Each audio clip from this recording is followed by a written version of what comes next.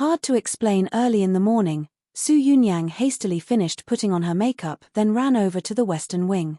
Passing through the inner gate of the courtyard, she walked gingerly around towards the backyard, then hid in a hall near Yu Fu's room. After a long time, she finally heard some movement coming from inside. Lazybones, she's only getting up at this hour. Su Yunyang muttered to herself, then plastered her ear against the window, trying to hear the sounds coming from inside more clearly. Young miss, how about wearing this jacket embroidered with rose patterns for today? Madam Jiyu and young Miss Su have just arrived. You should dress a little more vibrantly. They had suddenly brought her up. Su Yunyang did her best to press herself against the window to try and hear Yu Fu's response. After a brief silence, Yu Fu let out a quiet grunt. Her voice revealed a bit of sleepiness from having just woken up.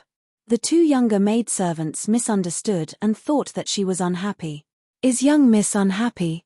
When that young miss came over here yesterday, she did not act like a guest at all. It was as if she was the master here. Even we servants felt bad for young miss. This voice was clear like a silver bell. Su Yunyang gritted her teeth outside the window and thought to herself that she would remember this maidservant. The western wing had a maidservant called Yin Ling, and her voice sounded exactly like this. She definitely did not make a mistake. Yin Ling, don't spout nonsense. Lian Bai understood Yu Fu's personality and knew that she was not such a petty person. Yin Ling was commenting on Su Yunyang, and if some outsider heard this, they might think that Yu Fu hated Su Yunyang. That would become a problem. Yu Fu slowly began to wake up from her daze. Seeing Yin Ling hang her head, she tried to comfort her. All right, I know that you were doing it for my sake. Don't feel sad. But everyone here is family. Harmony is most important. In the future, nobody is to comment on Madame Jiyu and young Miss Su. Do you understand? Yes, this servant understands. Su Yunyang did not hear her join in on badmouthing her with the maidservant and felt a little disappointed, muttering to herself, who would be family with you? Little Yu Fu, have you gotten up? Jiyu Yi's loud voice suddenly came from the front, giving Su Yunyang a fright, as she hastily dropped into a sitting position in the hall. It was fortunate that the ground was clean. It seemed that it had been tidied up with great care, and it did not dirty the dress that she wore. While moving to dust off her dress, she quietly cussed out Jiyu Yi, sickly sprout, your loud shouting really startled me. Coming to look for Yu Fu so early in the morning, why don't I see you going to Lotus Courtyard to look for me? The maidservant inside said, 5th young sir, 6th young sir, our young miss still hasn't brushed her hair. Would the two of you please enjoy some tea while waiting in the outer room? It turned out that it was not just Jiyu Yi. Jiyu Xiong was also present. Jiyu Xiong and Jiyu Yi had become accustomed to this a long time ago. Every time they came to look for Yu Fu, they would need to go and wait in the outer room while sipping on tea. Yu Fu got up even later than they did. Auntie Li had said that young children should sleep more. Only with more sleep could they grow taller. The two of them believed these words and did not like the idea of Yu Fu always being this short. As a result, they would always obediently drink tea while waiting in the outer room. Things were the same today. Just as Jiyu Xiong was about to walk out, he suddenly heard some suspicious sounds coming from the back hallway. He furrowed his brow and recalled Jiyu Huijiang's repeated warnings to remain careful. Someone was secretly keeping an eye on Marquis Gu's manor and waiting for something to happen. With a sudden rush of adrenaline, he thought that the sound had come from a criminal. He turned around and entered the inner room. Yu Fu was currently facing the mirror while putting on her makeup. Seeing this sudden appearance, she was stunned. Jiyu Xiong had already leaped up and was soaring towards the back window. Impudent criminal, where are you trying to flee to? The entire window frame was shattered, as both Jiyu Xiong and Jiyu Yi flew out through the window. With a plunk, it sounded as if someone had fallen into the water. If the criminal was hiding on the other side of the window, it was extremely likely that they had been kicked into the water by Jiyu Xiong. You guys stay in the room and protect the young miss. Don't come out. Auntie Li heard the ruckus and waved to the male servants outside to charge into the hall. They found Jiyu Xiong and Jiyu Yi standing there in a daze. 5th young sir, 6th young sir, where is the criminal? Criminal? Ji Yu-seong had an expression of having done something terribly wrong. Extending his arm, he pointed down. There, they saw a girl in beautiful clothes struggling in the water.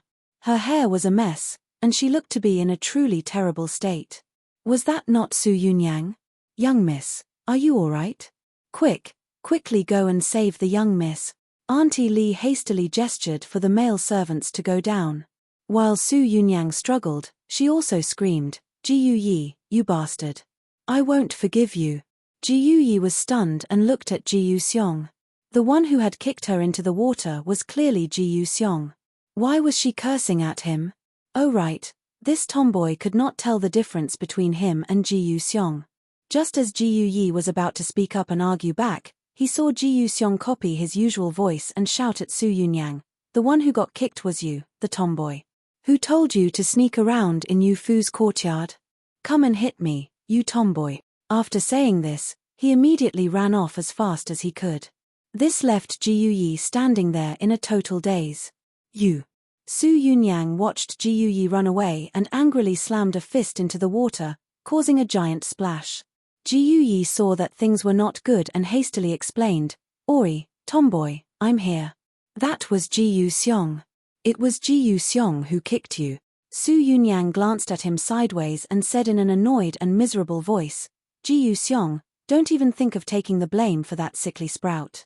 I know that he was definitely the one who kicked me. I'm going to tell uncle. Woo, geez, now the situation was going to be hard to explain. That's how things went. Who told her to go and act so secretively in Yu Fu's courtyard so early in the morning? Son did it to protect Yu Fu and hopes that father can forgive me.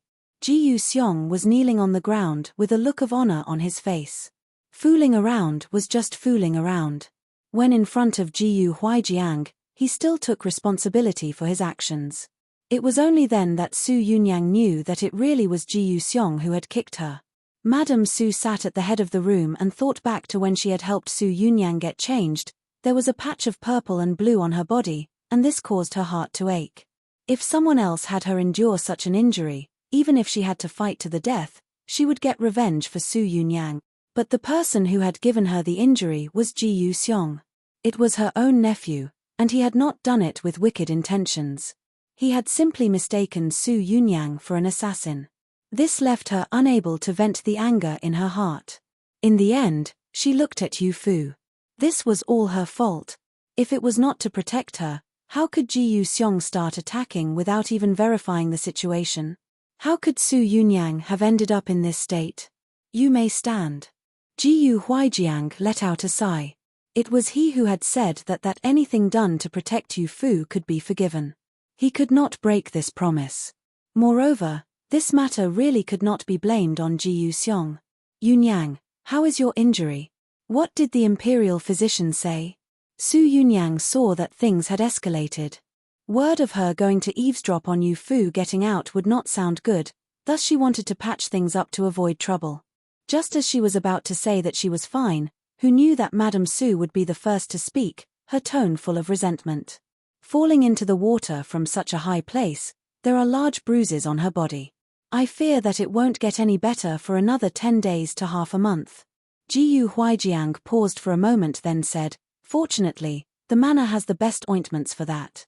Have a maidservant apply it every night before going to bed, and it will quickly get better. But Yunyang, why were you outside Yu Fu's window?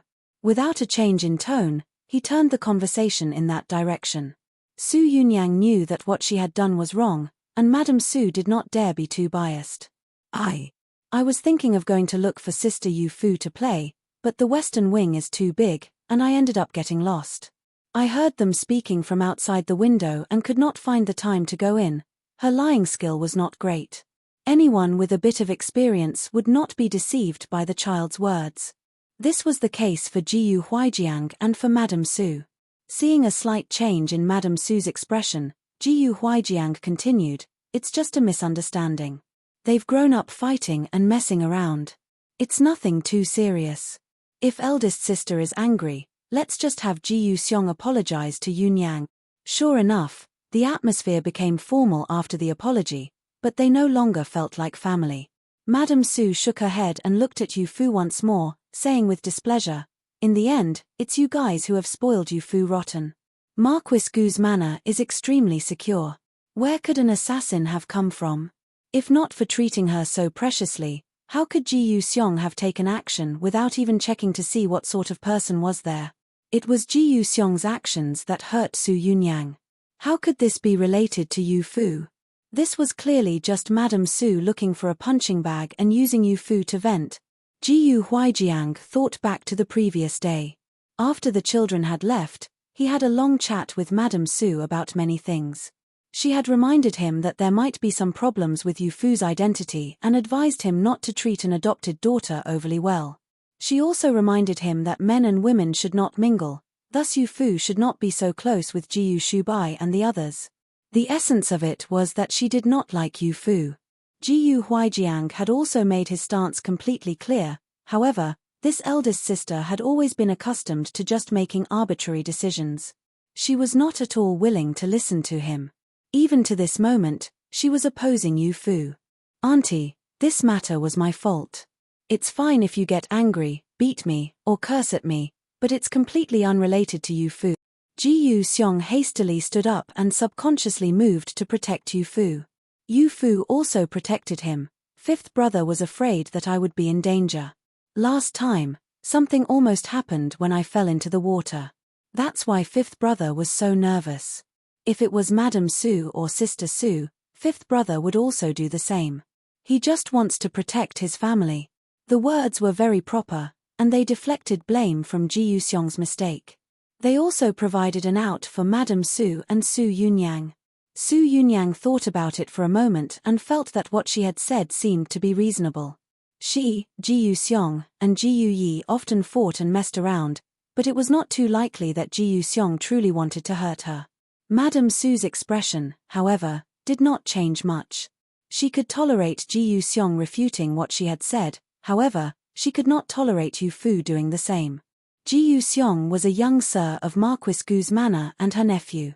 Who was Yu Fu to dare to speak back to her? The rules of this manor really do keep increasing.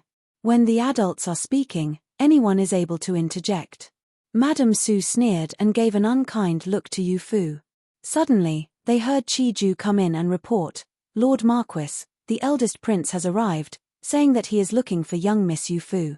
The members of Marquis Gus Manor did not have particularly great feelings for the eldest prince and the second prince, however, they were very grateful for the arrival of the eldest prince. This was the rumored timely reign, and nothing could be better than this. "Auntie, the eldest prince's status is noble, and it would not be good to delay. Ji Yu Seong and Ji Yu Yi will stay here to receive your punishment. We will go and send Yu Fu to go and see the eldest prince." Ji Yu Shubai and the others said this and all stood up, while Ji Yu Huijiang just waved to them. No matter how unhappy Madame Su was, she did not dare to offend the eldest prince. Aside from the second prince, he was the one most likely to be chosen as the crown prince. Only Ji Yu Seong and Ji Yu Yi were left behind to watch their 4 older brothers leave with Yu Fu. For a while, they remained stunned and silent.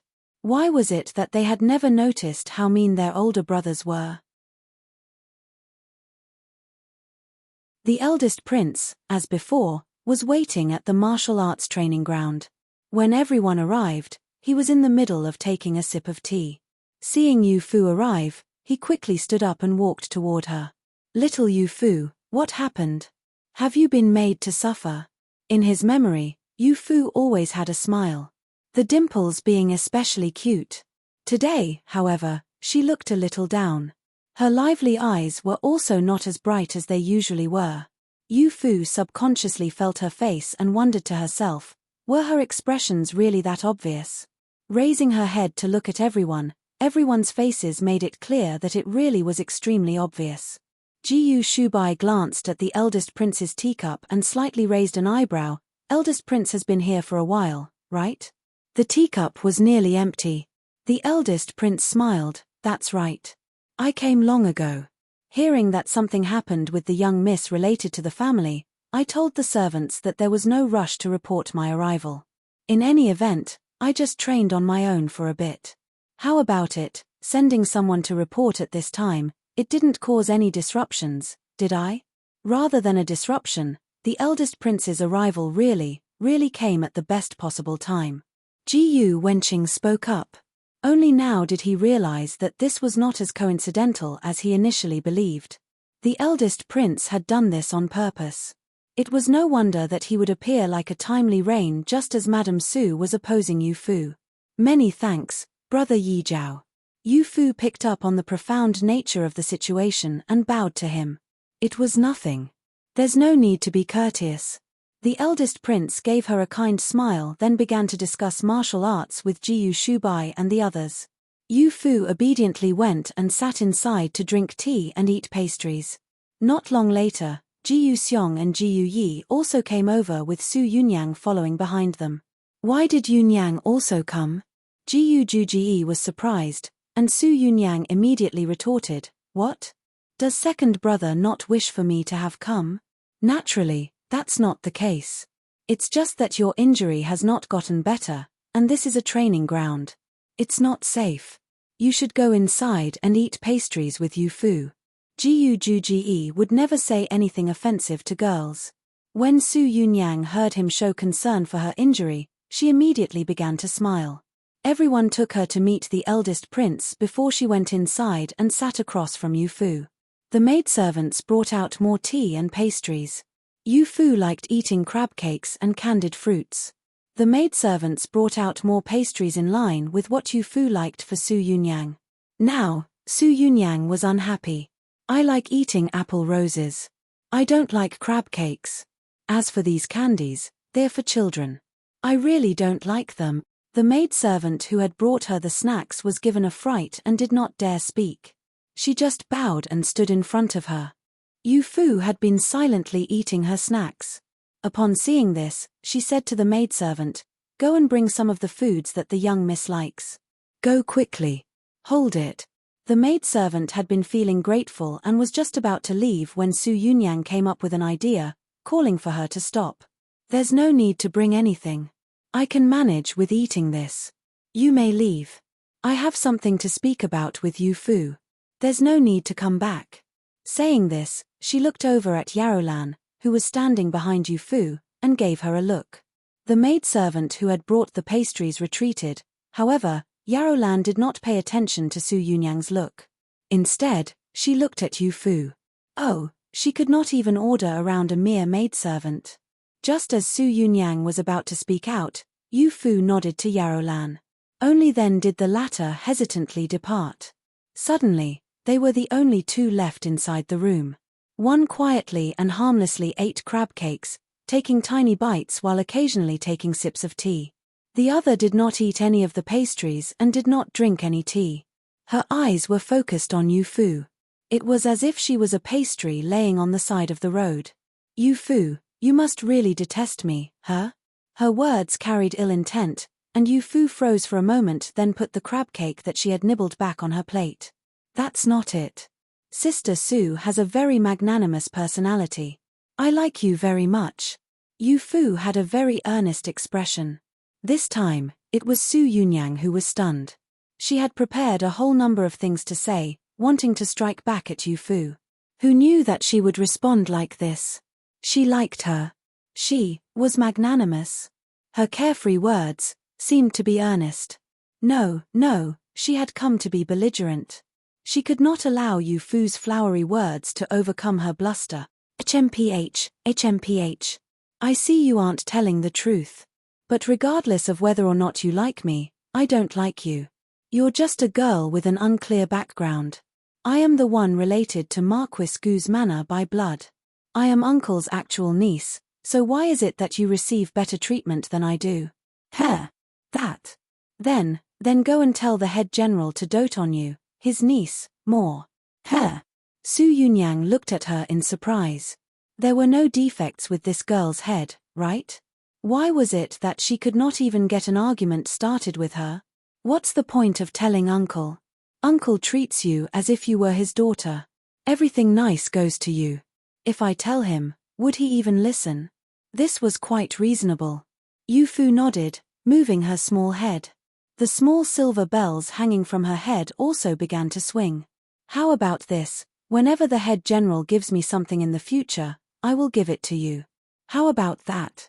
Or how about, whenever you want something, I can buy it for you. If it was just something that could be resolved with material goods, it would truly be too simple. She was fine with not wanting any material items. Would Madame Su and Su Yunyang like her just like that? Me. You'll buy it. Isn't your money all from my uncle? What money of your own do you have? Su Yunyang was beside herself with anger. She felt as though it was impossible to get on the same page as her. No, that was not right. It was the argument that was failing to come together. Yu Fu earnestly said, I do have money. I have a lot of silver and gold. Yarrow Lan is helping me take care of it. It wasn't given to me by the head general. It's mine. Hogwash, where would a girl from a remote area get a lot of silver and gold? She really has it. At some point, Ji Yuyi had burst into the room. He must have been eavesdropping outside the door for quite some time, as he was still holding a piece of clothing. Yu Fu looked at the piece of clothing. For some reason, it looked a little familiar. It was a small pink jacket that looked as if it belonged to the daughter of a wealthy family. What was Ji Yuyi doing with it? Tomboy, take a close look. These are the clothes that Yu Fu wore before coming to our manor. Take a good look at the fabric, the workmanship, and the embroidery. Are any of them not exceptional? These were Yu Fu's old clothes. Su Yunyang furrowed her brow and stepped forward, half doubting and half believing what had just been said before feeling the fabric. The fabric was mixed with silver threads that shone under the sunlight, however, it was not at all heavy. Instead, it was just right and was very soft. This was a great fabric that did not lose out to Jinling's cloud-patterned brocade. Su Yunyang instantly lost all of her bluster and began to mumble, how could this be possible? Sixth brother, when did you secretly hide my clothes? Yu Fu was both embarrassed and annoyed. She was young and was growing quickly. Every few months, she would need a new set of clothes. She had worn this set of clothes while in Immortal's Valley. After arriving at Marquis Gu's manor, new clothes were made, and these clothes ended up feeling a little too small. Normally speaking, the old clothes that she no longer wore would be specifically tidied up by her room's maidservants. How could they end up in Ji Yuyi's hands? Hehe, you have so many sets of old clothes. What does it matter if I take one? It's fortunate that I kept a set of your old clothes, otherwise, there would be someone who would think that you're a poor child who came to seek benefits from living with a powerful family. Take a look at these clothes. Is there any part of it that is worse than what she is wearing now? As Ji Yuyi said this, he brought the clothes over to Su Yunyang to compare once more. He did not have a very complete understanding of clothing material, but he could see that Yu Fu's old clothes were of a higher quality than what Su Yunyang was currently wearing. Su Yunyang angrily slapped his hand away. Thoroughly embarrassed and finding things hard to endure, she ran out. Sixth brother, why did you make Sister Su run away in anger? Yu Fu walked out, wanting to persuade Su Yunyang to stay, but how could she possibly find her? Who knew where she had run off to? Ji Yuyi scratched his head. He felt as though he had not done anything wrong. He did not want Yu Fu to be treated unfairly. But seeing Su Yunyang's figure when running off, he felt that she was a little pitiful. Wait, he had not made a mistake, right? He actually thought that foul-mouthed tomboy was pitiful.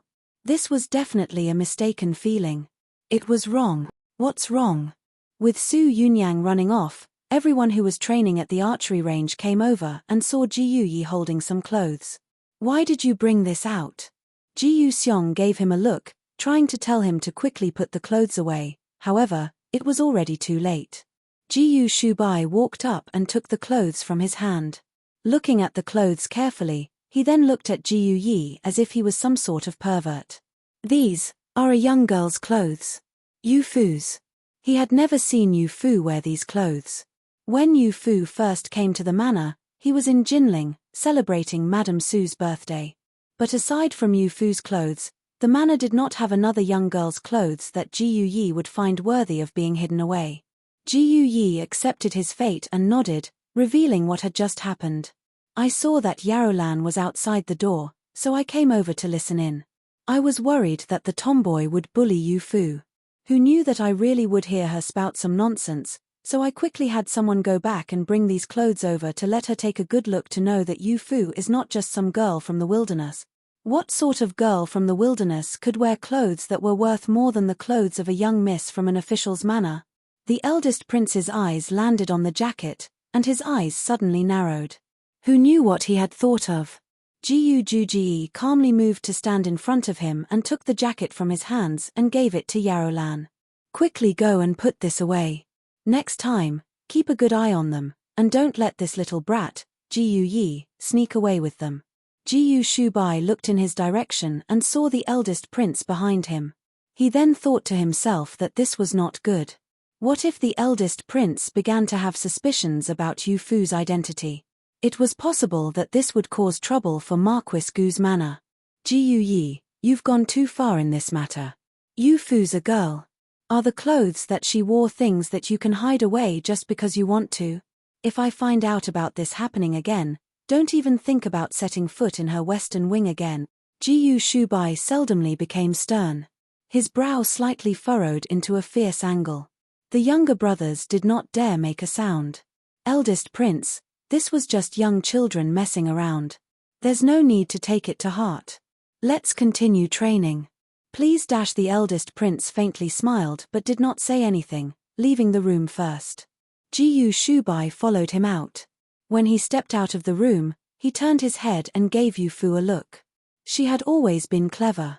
How could she possibly not understand Jiu Shubai's intent?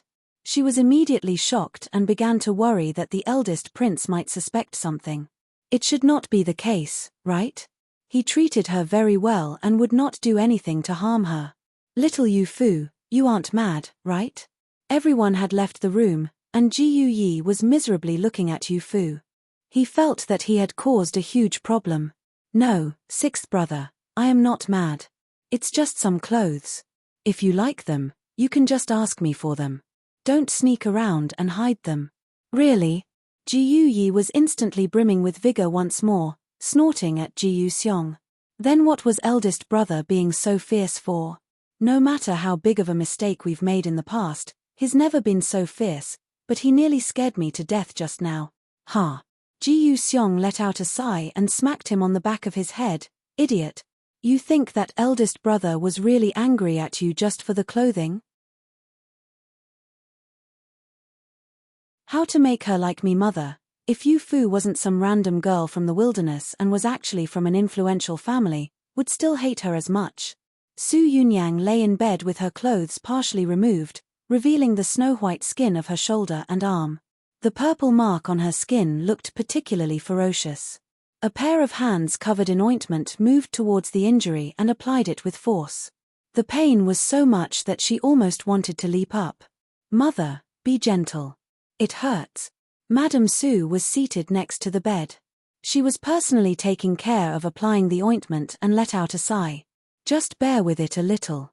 If it isn't applied with a bit of force, your injury will heal slower. You are a girl. You also don't hope to have any noticeable bruises on your body, right? Everyone loved beauty, much less someone like the great young Miss Su Yunyang. She gritted her teeth, closed her eyes, and nodded. Compared to this pain, beauty was obviously more important. When the ointment was finally done being applied, Madame Su handed it to a maidservant, then said to Su Yunyang, "What did you say earlier? What influential family is Yu Fu from?" "Huh. That's not it. It's not some family. I was just asking. Mother, what do you think?" Su Yunyang allowed a maidservant to dress her while looking at Madame Su with a look of anticipation. She was waiting for an answer. That's impossible. Not to mention some influential family, but even if she was from some common wealthy family, it's impossible that they would allow their daughter to go to someone else's home to be an adopted daughter. If not for the family being unable to afford for her to eat, how could they possibly do something like this? Her words were well reasoned. But what? Madame Su felt that there was something a little off about her for the past few days. In the beginning, Su Yunyang would clearly talk to her about how much she hated Yu Fu and things of that nature. But why had she suddenly changed her tune? But those clothes were physical evidence. There was also the gold and silver that Yu Fu had mentioned. She had verified that it was real. She did indeed have status and did not care about money. She was not someone with ulterior motives as they had initially believed. Thinking some more, she did not end up saying it out loud. She just let out a sigh. It's nothing. I was just asking. Mother, don't take it too seriously. The days were getting cold. The bamboo forest surrounding the small path from the western wing to the main hall was as verdant as usual. After Jiyu Shubai finished paying his respects in the main hall, he subconsciously headed toward the western wing. Yu Fu liked to leave the front and back doors of her room open while she was in the back hallway. This was the case whether she was looking at the pond, playing with her white puppy, Pang Ju, or training with her needles. He was worried that Yu Fu's habits had not changed and she would be susceptible to catching a cold. As a result, he went to remind the people taking care of her, who knew that he would not see Yu Fu in the western wing. It was Yarolan who came out to greet him, pointing towards the back. Yu Fu is in the backyard. Young Miss said that she wanted to enjoy the silence on her own. Eldest young sir absolutely must not reveal that I told you. Jiyu Shubai heard this and immediately knew that things were not good. Yu Fu liked liveliness. When things were fine, she would chat and laugh with her maidservants, kick genzi, or fiddle with string figures. Only when she was in a bad mood would she like to spend time in silence on her own. All right, you can go. He nodded to Yarolan, then headed toward the backyard. Sure enough, he found a young girl squatting in the grass next to the pond. She was wearing a light green jacket embroidered with weeping willows. At a glance, it was not particularly amazing, but upon closer inspection, it was full of vitality. On such a colorless autumn day, it added quite a bit of vitality.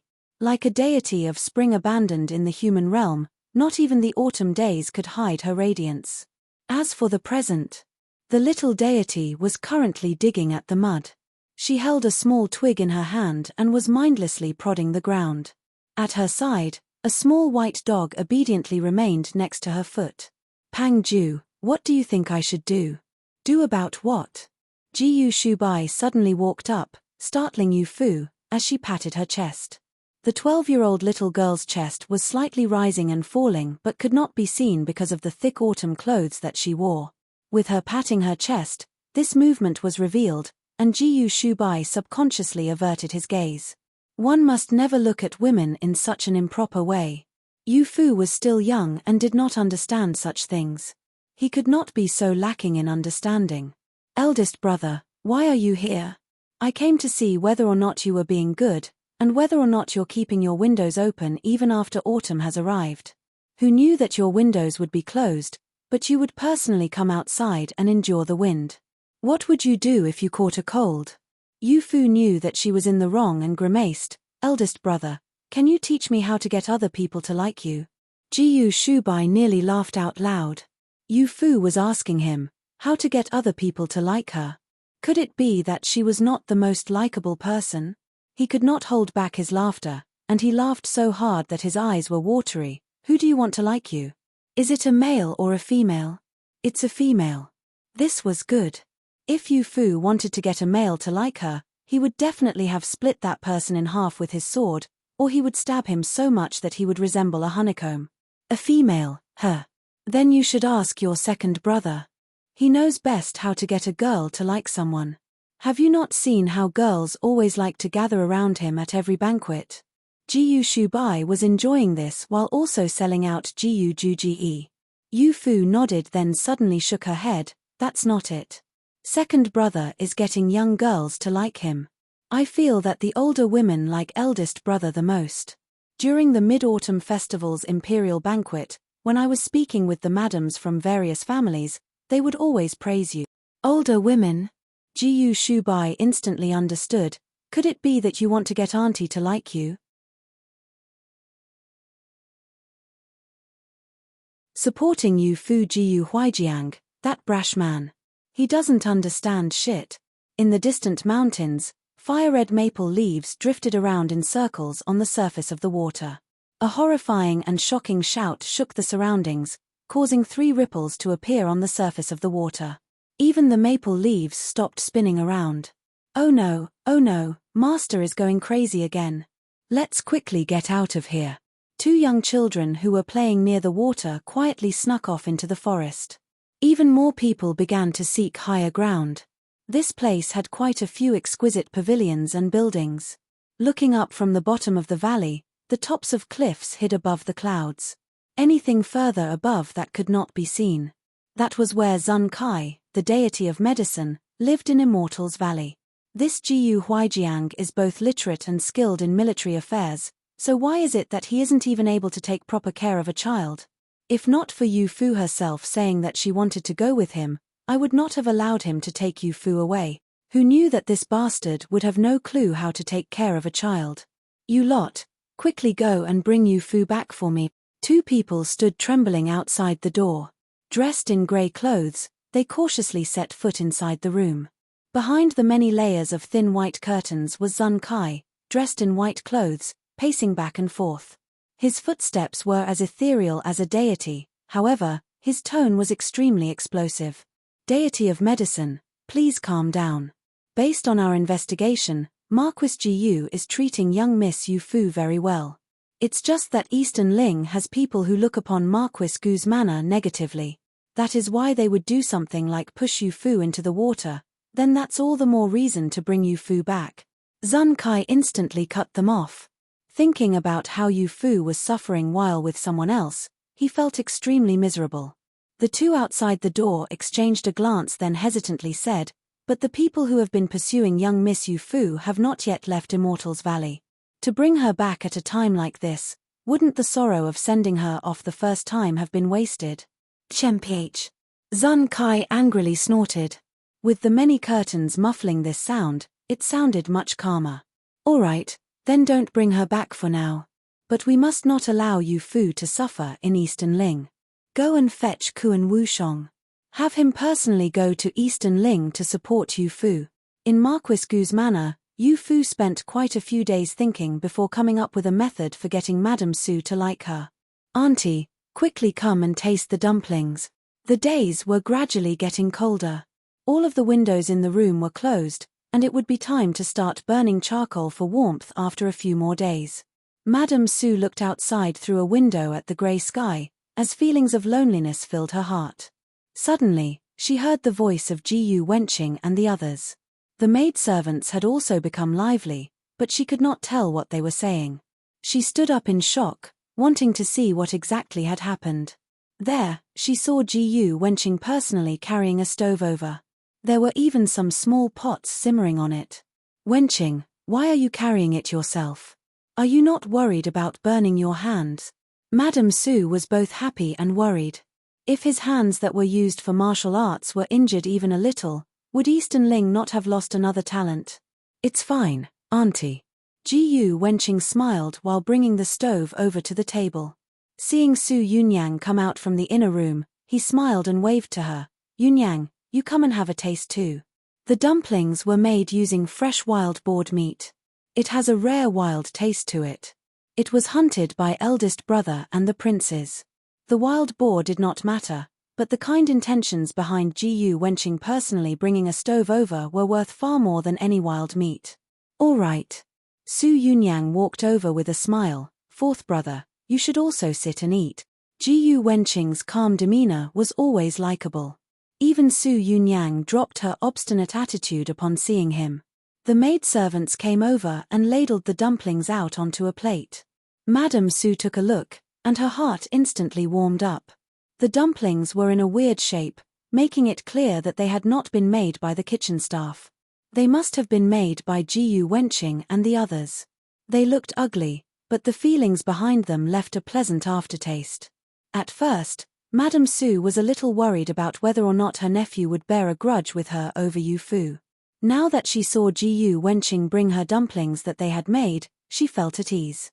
Auntie, are they good? They do taste good, but they're really ugly. Su Yunyang picked up a dumpling and bit it in half. Looking at Madame Su's expression, she suddenly realized something was off. Fourth brother, this would not happen to have been made by you guys, right? Dumplings made by a group of men, It was understandable that they would look a bit laughable but also be especially heartwarming. It was no wonder the usually picky Madame Su had eaten a number of dumplings in a row without saying a single word about their unsightly appearance. They taste good, very good. Madame Su repeatedly praised him. Looking at Ji Wenqing's handsome figure, she felt even happier. Of the 6 sons, when it came to being understanding, Ji Wenqing ranked first.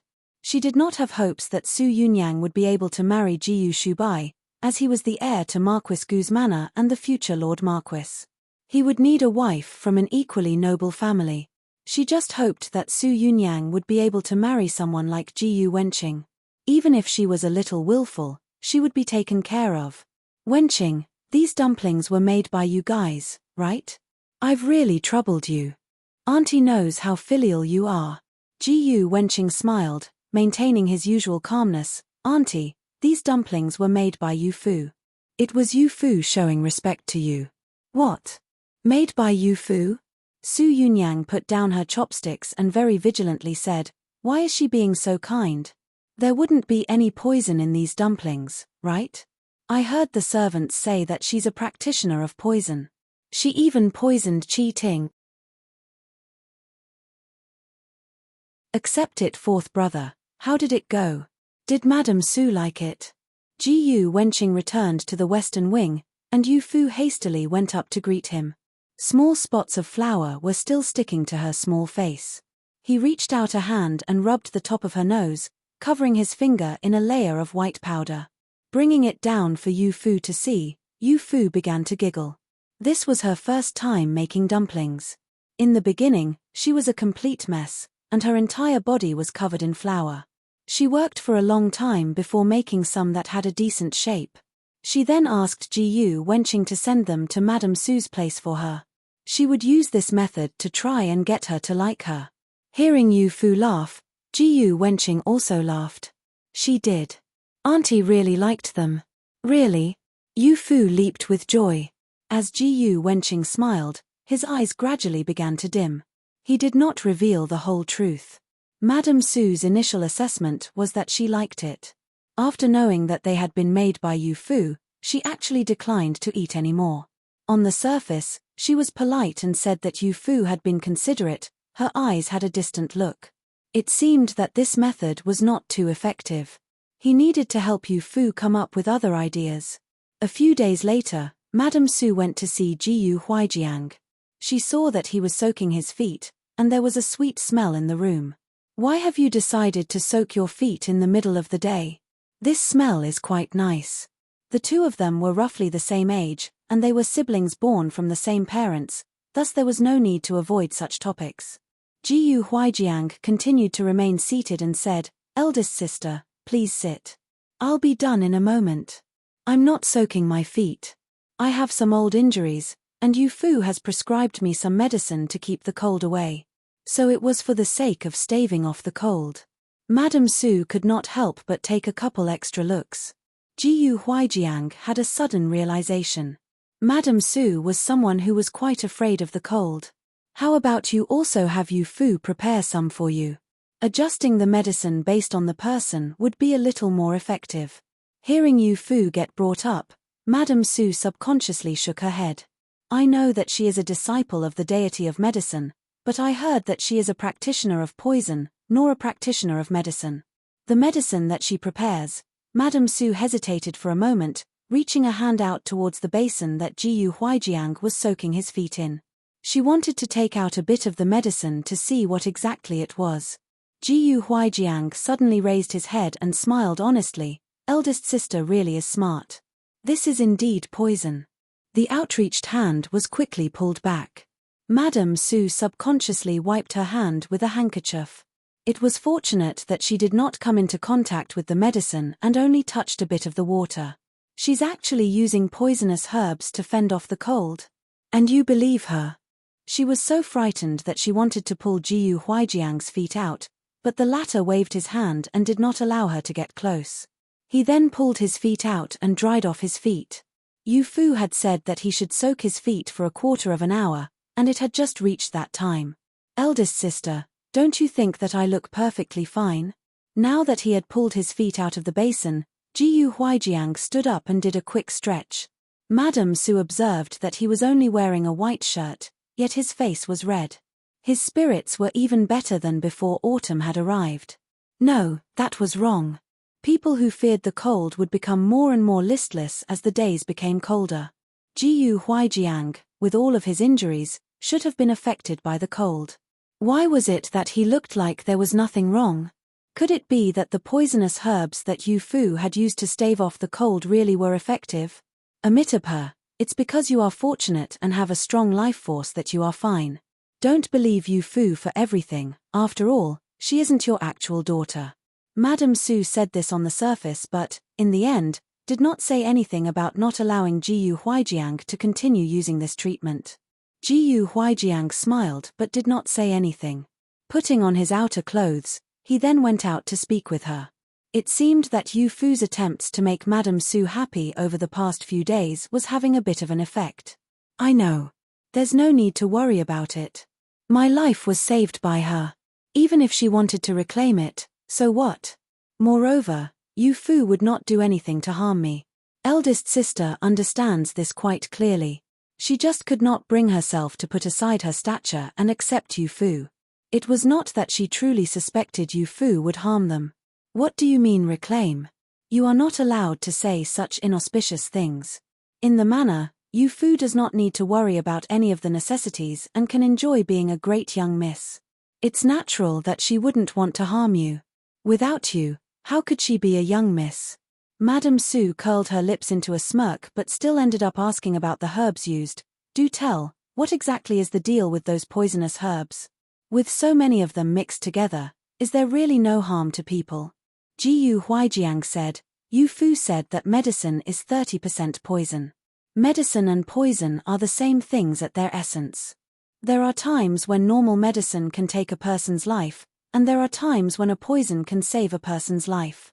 Yu Fu is a practitioner of poison, but didn't she save my life? He had found a chance to tell Madame Su all about Yu Fu's good points, especially the part where she had saved his life. Madame Su loved her younger brother dearly. It was natural that she would treat the person who had saved his life a bit better. It was not just Jiyu Huaijiang. Everyone in Marquis Gu's manor, from the sons to the servants, including Qi Ju, would talk to her about Yu Fu's good points. They even said that Qi Ting being chased away could only be blamed on herself. Yu Fu had already been very tolerant of her. What sort of situation was this? Madame Su snorted, not knowing how to handle this bit of information. Either way, everything that Yu Fu says is correct. Don't think that I can't tell that you guys have been spending the past few days trying to work with her to curry favor with me. Isn't that right? I won't fall for it. She said this then stood up. Jiyu Huaijiang could not stop her. He just waved to Qi Ju, quickly go and send the medicine that Yu Fu prepared to Madame Jiyu. Tell her to soak every day for a quarter of an hour. Hey, I'll go immediately. Madame Su had already left the courtyard. Seeing Qi Ju rush out to give her the medicine, she hesitated and looked at it for a while before turning around and leaving. Mother Su, go ahead and accept it. Without even turning her head, she instructed the old woman following her. Princess of Western Kuan? Part 1. Returning from court on this day, Jiyu Huaijiang brought with him some shocking news. What? A special envoy from Western Kuan will be coming? It had only been half a year since the most recent battle between Western Kuan and Eastern Ling, yet Western Kuan was actually sending a special envoy to act friendly. This really was so shameless. Which of the battles was not initiated as a result of Western Kuan's provocation? Which of the times did not start with them aggressing on our Eastern Ling's land? Now, they have the face to come and act friendly. Shit. Jiyu Yi spoke bluntly and unceremoniously described Western Kuan as bandits. Jiyu Huaijiang glanced at him but did not refute what he had said. He just shook his head. His Majesty has already agreed to this, and he even wishes to warmly welcome the special envoy. When the special envoy from Western Kuan comes, they are not coming as an enemy country. Instead, they are coming as a friendly country. Do you understand? As members of Eastern Ling's top general's family, It was natural that they understood the difference between an enemy country and a friendly country. Jiyu Shubai said, "Father, don't worry. As long as the special envoy from Western Kuan doesn't make any strange moves, we will definitely treat them respectfully. We won't damage relations between the two countries." Jiyu Huijiang nodded, then suddenly heard Yu Fu ask, "Head General, what sort of person is coming as the special envoy?" What sort of person? Could it be that Yu Fu, a little girl, would know someone from Western Kuan's court? Everyone looked at her, and Yu Fu was in a daze. She did not think that her identity would be suspected. She grinned and said, "I was meaning to say, is the person coming a princess or a prince?" Everyone's inquisitive looks instantly began to dissipate, as they began to smile. So Yu Fu was worried about this. "What, are you worried that if the special envoy is a princess, your sixth brother will be stolen away to be her husband?" Ji Yu Yi had a stupid look on his face while moving to Yu Fu's side. In a contentious tone, he said, "I knew that our little Yu Fu loved her sixth brother the most." Before he could finish speaking, Ji Yu Xiong dragged him back. "It's not a princess, nor is it a prince." The two countries had previously been enemies. No matter how brave the Kuan ruler might be, he would not dare to send his own children. The one coming is just a normal second-rank official. "I don't know their name," Jiyu Huijiang said while glancing at Jiyu Yi, warning him to pay attention to the difference between males and females. Don't go getting close to Yu Fu for no good reason, so it was just an unknown official. Then Yu Fu could be at ease. She let out a faint sigh of relief, and everyone present suddenly stiffened up. They all had exceptional martial arts ability. They were also sitting so close that everyone could hear Yu Fu's breathing. It seemed that she was quite nervous about Western Kuan's choice for their special envoy. Upon hearing that it was an unknown official, she seemed to relax. Wait, she definitely knew the imperial family of Western Kuan. Could it be that Yu Fu was a descendant of a high-ranking official from Western Kuan? Jiyu Shubai also recalled what Yarolan had said to Qi Ting. She had said that Yu Fu's status could only be rivaled by Princess Danyang. Could it be that she was Western Kuan's princess? This sort of speculation caused Jiyu Shubai to frown. The room fell silent for a while, but before Yu Fu could react, everyone mysteriously continued their previous conversation. "You know, I don't feel that Western Kuan is really that shameless. To the people of Western Kuan, the expansion of their territory is a good thing. Our Eastern Ling's territory is fertile, so the people of Western Kuan can't be blamed for wanting it." The one who had insulted Western Kuan the most earlier was Jiyu Yi. Now, Jiyu Yi was also the one saying the most nice things for Western Kuan. Jiyu Juji said, "That's right. The two countries have different customs. It's natural that they would have different ways of doing things. Our Eastern Ling observes Confucian ideals and treats people with kindness. It never aggresses other countries. Western Kuan has more liberal customs.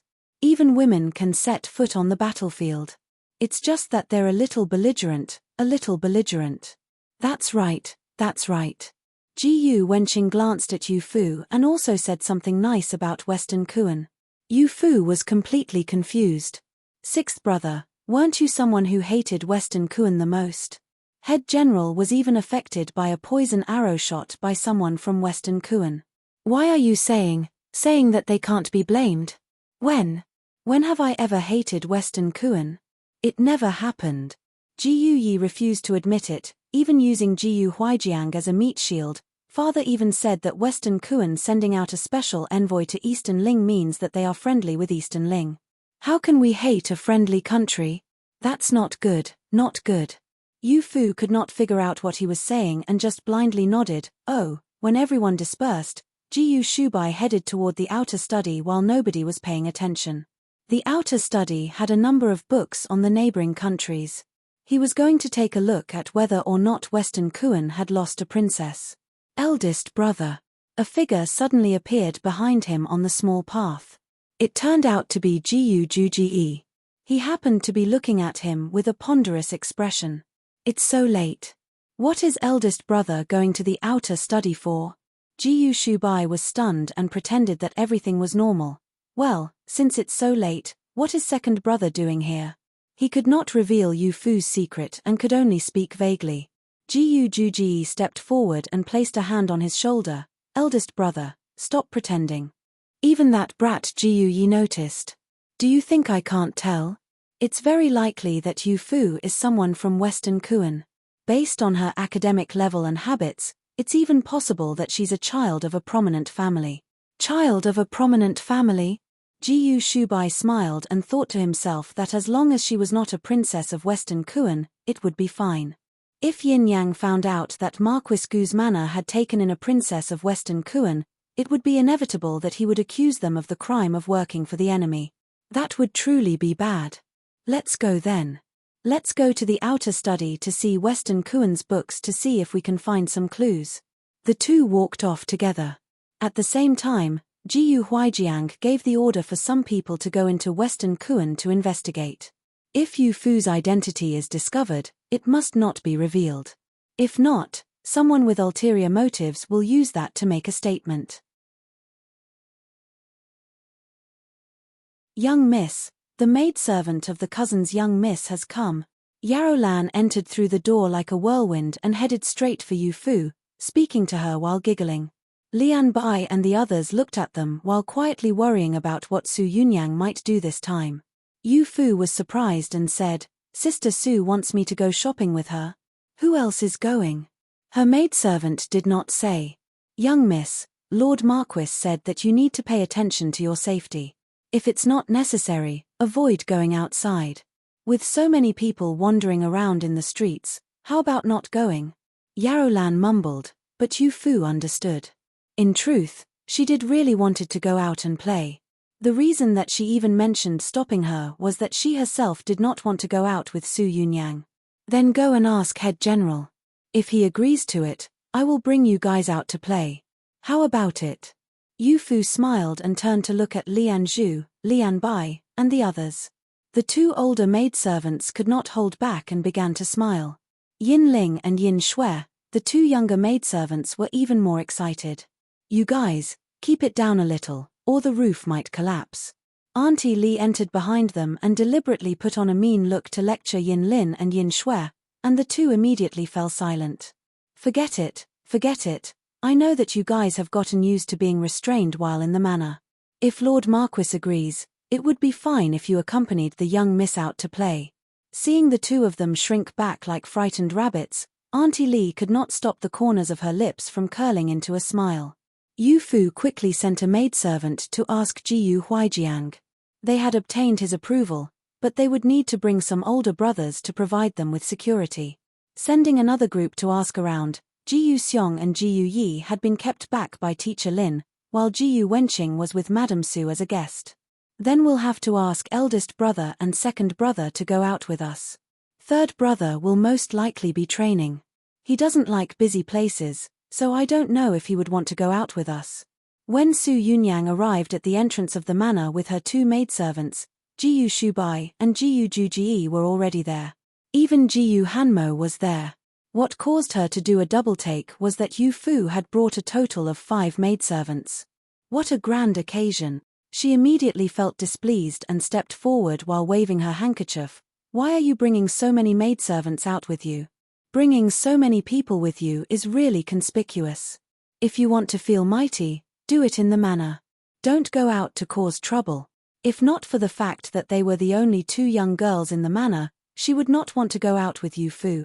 In addition to this, Madame Su was using Yu Fu's poisonous herbs to fend off the cold. She said that they were very effective, and that was why she had changed her mind on Yu Fu and wanted them to go out together.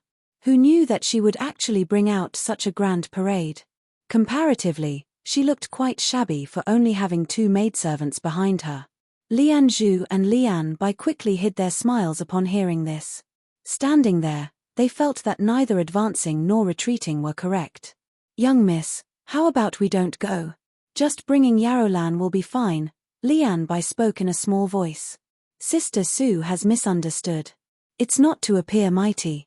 Having 3 brothers here is truly mighty. Lian Zhu and the others don't have much time to go out after taking care of me. They're finally getting a rare chance to go out and play. That's why I wanted to bring them out to relieve their boredom. If Sister Su doesn't like that, I will have them follow at a distance. Following at a distance was also fine. Lian Zhu and the others would be able to go out and be able to play to their heart's content. They would not need to take care of them. Chempage.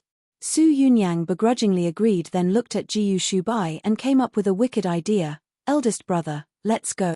She extended a hand to Jiyu Shubai and stole the way that only Yu Fu called him.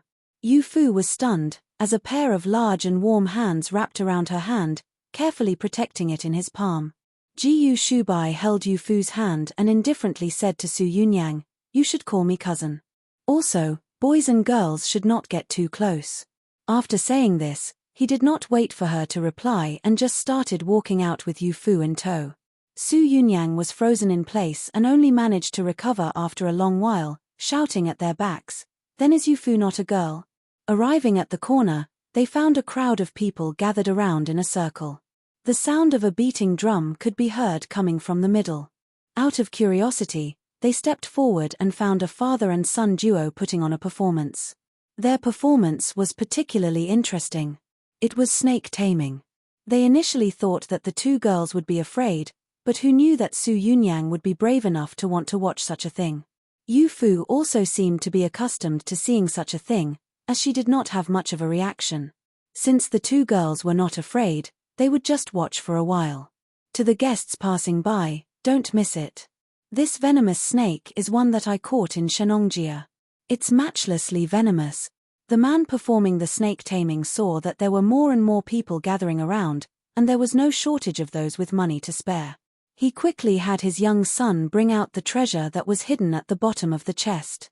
The pale youth was a little hesitant. Having been glared at by his father, he could only obediently go and fetch the large snake. Wow! It's a large cobra. A large black snake wriggled its way out of the hemp bag. It was a snake with a head that expanded. It was as thick as a person's wrist. Who knew who had begun screaming, as everyone hastily took a step back. A cobra, it was a venomous snake that was rumored to be able to kill anyone with a single bite. The crowd hastily retreated. With her small frame, Yu Fu was nearly knocked over, but Jiyu Shubai and Jiyu Juji both came to help her. Su Yunyang was also caught off guard, being pushed around, but Jiyu Hanmo saw this and slightly raised an eyebrow. He hesitated about whether not to help her. He should forget it, right? Letting her suffer a fall would also be good. Who told her to always bully Yu Fu? With a thud, Su Yunyang fell to the ground. The snake heard a strange sound from the bag and suddenly raised itself up before flying straight at Su Yunyang. Little Senior Disciple, Part 3, R. After Su Yunyang looked up and came face to face with a cobra that was taking in the situation, she let out a loud shriek. The snake-taming father and son trembled in fear at this sight and hid off to the side. "Dad, I told you about this before, that this snake is hard to tame, yet you insisted on having me bring it out." The youth was so scared that he began to cry. If their snake bit someone to death in the capital, they would definitely be captured and imprisoned by city officials. Hiss. Finished with taking in the situation, the snake shot forward to attack Su Yunyang. Jiyu Hanmo flew forward, his sword shining with a cold light, and cut the snake in half. He had not helped support Su Yunyang and just allowed her to fall over. Now, she could be considered as having atoned. Jiyu Hanmo turned his head and looked at Su Yunyang with some rarely seen enthusiasm. "It's fine. Quickly get up." After saying this, he extended a hand to her and helped her up from the ground. "It's fine." Su Yunyang looked scared silly. Reaching her hand up in a daze, she felt her neck and found that her hand was covered in black blood. She had been bitten by the snake. The snake-taming father and son saw that the situation was bad. Picking up their things, they wanted to flee but were pulled over by Jiyu Juji and his sword. "You want to run? Bring out the medicine for the venom." Fearing injury, the onlookers had already scattered. The father and son were kowtowing and pleading, "Young sir, people bitten by the cobra can't be saved, not even by an immortal at the peak of their power. Where could any medicine come from?" "No medicine." Jiyu Juji furrowed his brow and hastily dropped both of them to the ground to ensure that they could not escape. Turning his head, He found that Su Yunyang had fainted in Jiyu Hanmo's arms, and Yu Fu had quickly stuck some needles into her body. Eldest brother, quickly help me find some gelsemium flowers. Go quickly. Yarrow Lan, immediately go back and bring me my chest of treasures, quickly. In the golden autumn, Yu Fu's forehead was covered in a layer of sweat, and her voice carried a rarely seen strictness. Yarrow Lan complied and hastily ran in the direction from which they had come. Jiyu Shubai knew that the situation was critical and hastily said, "There is a medicine shop over there. They might have what you need in there." Jiyu Hanmo immediately carried Su Yunyang in the direction of the medicine shop. In just a short span of time, her lips had already turned purple. "Doctor, do you have any gelsemium flowers? Isn't this the eldest young sir of Marquis Gu's manor? What herb did you say you needed? This lowly one does not have any." Jiyu Shubai made a prompt decision and said to Jiyu Hanmo, "You take care of the two of them. I'll go and look for gelsemium flowers." He had never even heard of the medicinal herb that Yu Fu had mentioned. He could only go from one medicine shop to another in hopes of finding it. Not long later, Yarrow Lan returned with Yu Fu's medicine kit. A long line of people was also following along behind her. Yunyang, wake up." Madame Su rushed to her side. Seeing the usually lively Su Yunyang quietly lay there, it looked as if she was dead. Tears immediately began to stream down her face. "Eldest sister, don't worry. Let Yu Fu treat her first." Nobody dared to ask Madame Su to move away. Jiyu Huijiang was the only one who could lead her away, as Yu Fu hastily opened her medicine kit and began to look through the various bottles and cans. With a silver needle in her hand and a serious expression on her face, they saw her poke those silver needles into various acupuncture points on Su Yunyang's body. "Yu Fu, what are you poking her with?" Madame Su was choked with sobs. Seeing Yu Fu work with a solemn expression, she did not dare to disturb her. She could only ask quietly, "It's poison." Fighting poison with poison, the effect of the snake's venom on the internal organs can be temporarily alleviated. It was poison again. Madame Su was so startled that she nearly fainted on the spot. If not for the fact that she had been using Yu Fu's poison treatment to stave off the cold, she would definitely not have allowed Yu Fu to put all manners of poisons into Su Yunyang's body. "Head General, I need gelsemium flower as soon as possible. Why has eldest brother still not come back?" He had gone to look for gelsemium flowers, but who knew if he could find any? If he could not, the poison in Su Yunyang's body would be disastrous. "Servants, go and meet up with the eldest young sir." Jiyu Huijiang observed the situation before him and was feeling extremely anxious. Su Yunyang was Madame Su's everything. She was a widow and only had this one daughter, thus she loved her more than anything. He did not dare imagine what might happen to Madame Su if Su Yunyang truly could not be saved. "Lord Marquis, the eldest young sir has returned." A shout came from outside the medicine shop, and everyone turned to look. Jiyu Shubai strode forward with a man in strange clothes swaggering in behind him.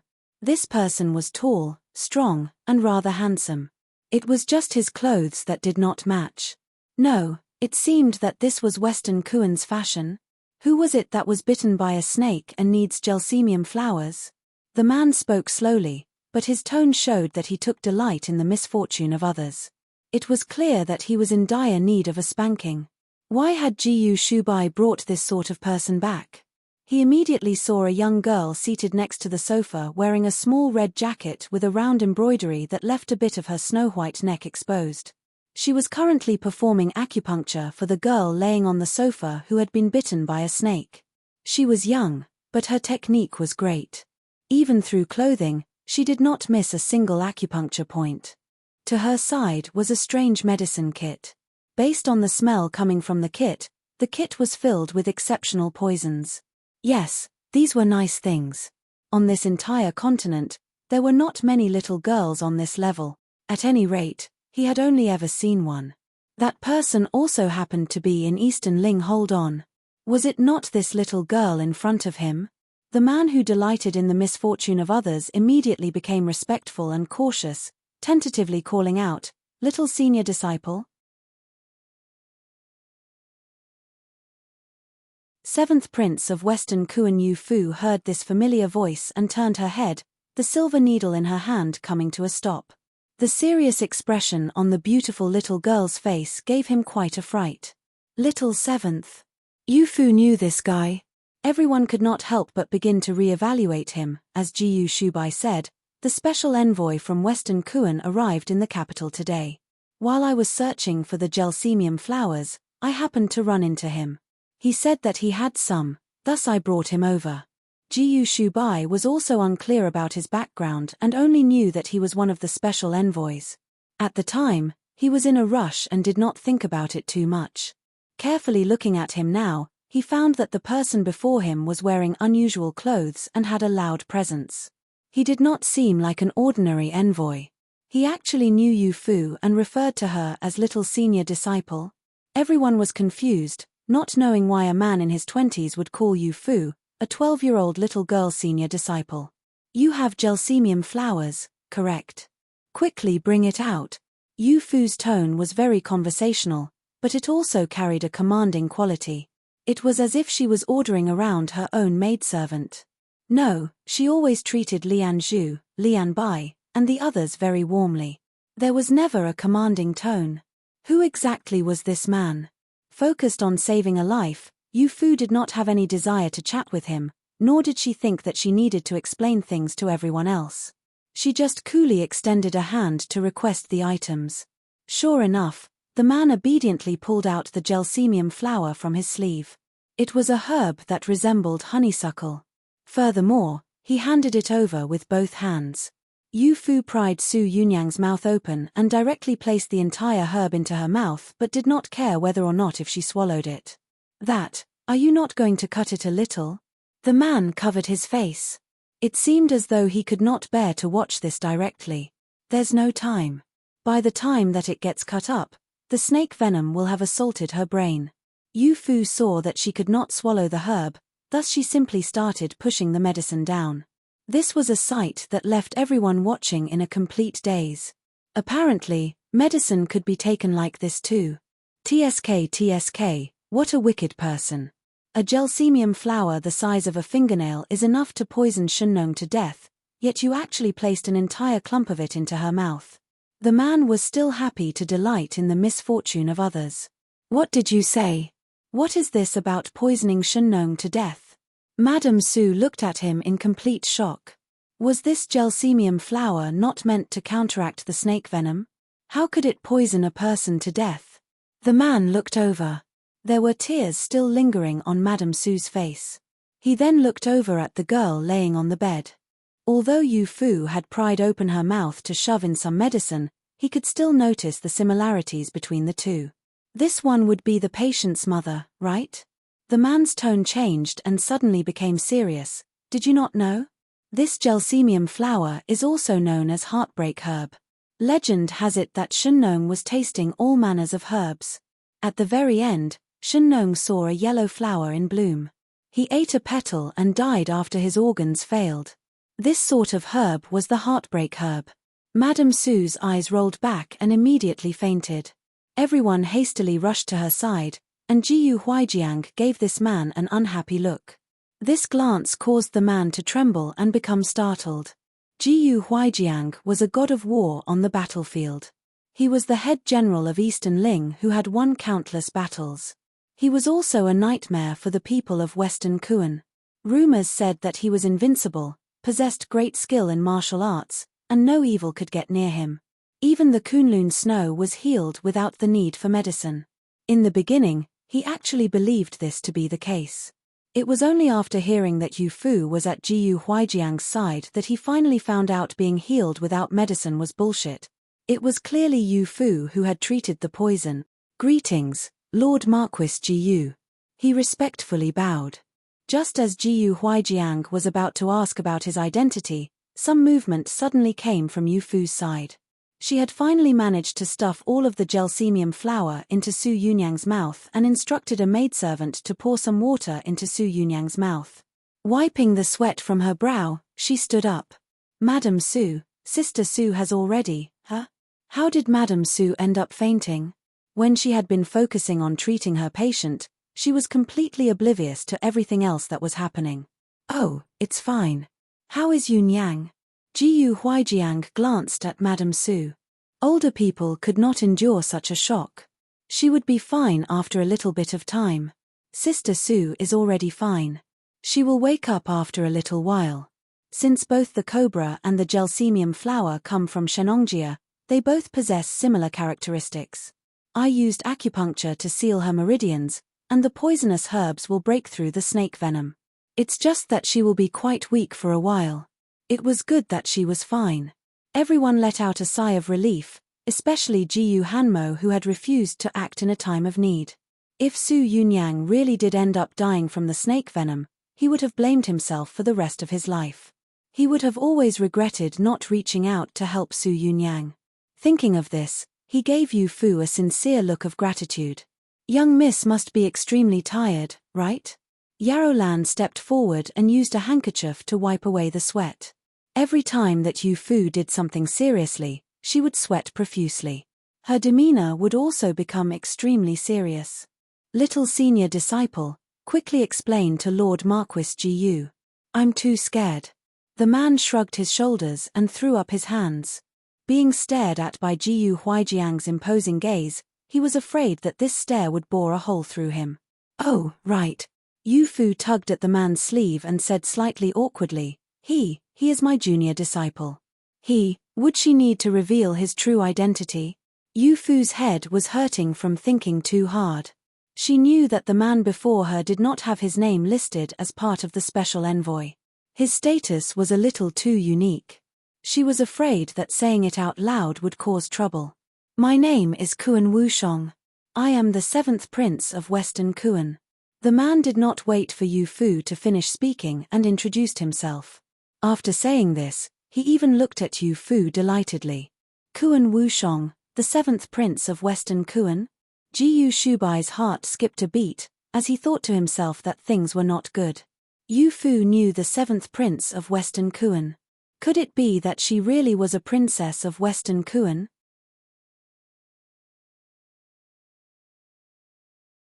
Life-saving benefactor. He is older than me, but I have seniority over him. After returning to Marquis Gu's manor and ensuring that Su Yunyang's condition had stabilized, everyone began to ask about Kuan Wushong. Yu Fu spoke earnestly and with a hint of pride, "We disciples of Immortals Valley have been learning in the valley from a young age. He only came a few years ago.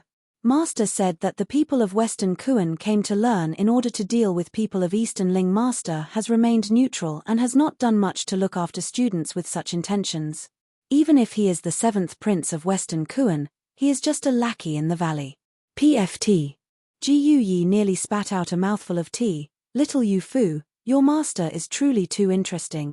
It's no wonder I heard second brother say that you appeared quite mighty in front of the 7th Prince. It's a pity that I didn't get to see it. It's all Teacher Lin's fault. Of all the times to hold us back, he just had to do it today, which led to me missing this great scene." He had never seen Yu Fu get serious. He heard that she became extremely strict upon becoming serious, which was completely unlike her usual lively self. When Yunyang wakes up later, if she finds out that you wanted to see her get bitten by a venomous snake, she will definitely be sure to thank you properly. Jiyu Juji sipped tea while looking sideways at Jiyu Yi, his eyes shining with a glimmer. "Yu Fu, you and the 7th Prince. Did you really only meet in Immortals Valley?" Jiyu Xiong asked the question that everyone wanted to ask. A few days earlier, Jiyu Huijiang discovered that his sons trained in martial arts had suddenly become very interested in reading. They all liked to sneak into the outer study. If they found anything related to Western Kuan, they would be taken out to be studied. They truly were quite studious. He knew that everyone was suspecting one thing and wanted a way to verify it. That one thing was Yu Fu's identity. Was she, or was she not someone from Western Kuan? If she was, which family's young miss was she? That's right. We first met in Immortals Valley. What's wrong? Yu Fu did not know that everyone was speculating about her identity, and she replied without any hesitation. There was no chance that this was a lie. Then why did you just send him off after saving Su Yunyang? It seemed that you were very worried that he would say something to us. Yu Fu, she was indeed worried. But what she was worried about was different from what the others thought she was worried about. She was worried that Kuan Wushong would accidentally leak her true identity. Well, looking at Yu Fu's reaction, even if Kuan Wushong already knew her, he might not know her identity. Forget it. Since she did not want to reveal it, they did not want to force her to reveal it. Lord Marquis, the young miss has woken up. Qi Ju suddenly rushed in from outside the courtyard, and Jiyu Huijiang quickly stood up upon hearing this. I'll go take a look. I'm also going. Jiyu Yi also rushed to follow behind him, and everyone looked at him strangely. How strange, haven't you always been on bad terms with Yunyang? When the two of you are together, you're always arguing so noisily. Why are you so worried about her now? Jiyu Xiong clearly knew something and smiled wickedly, deliberately making him look bad in front of everyone. Jiyu Yi put an embarrassed expression. What are you saying? She is our cousin. No matter how bad things are, we need to worry about her life. He then ran out, very obviously trying to hide something. He was worried that his older brothers would laugh at him. Sure enough, a round of laughter erupted behind him. I see that sixth brother has some feelings for Yunyang.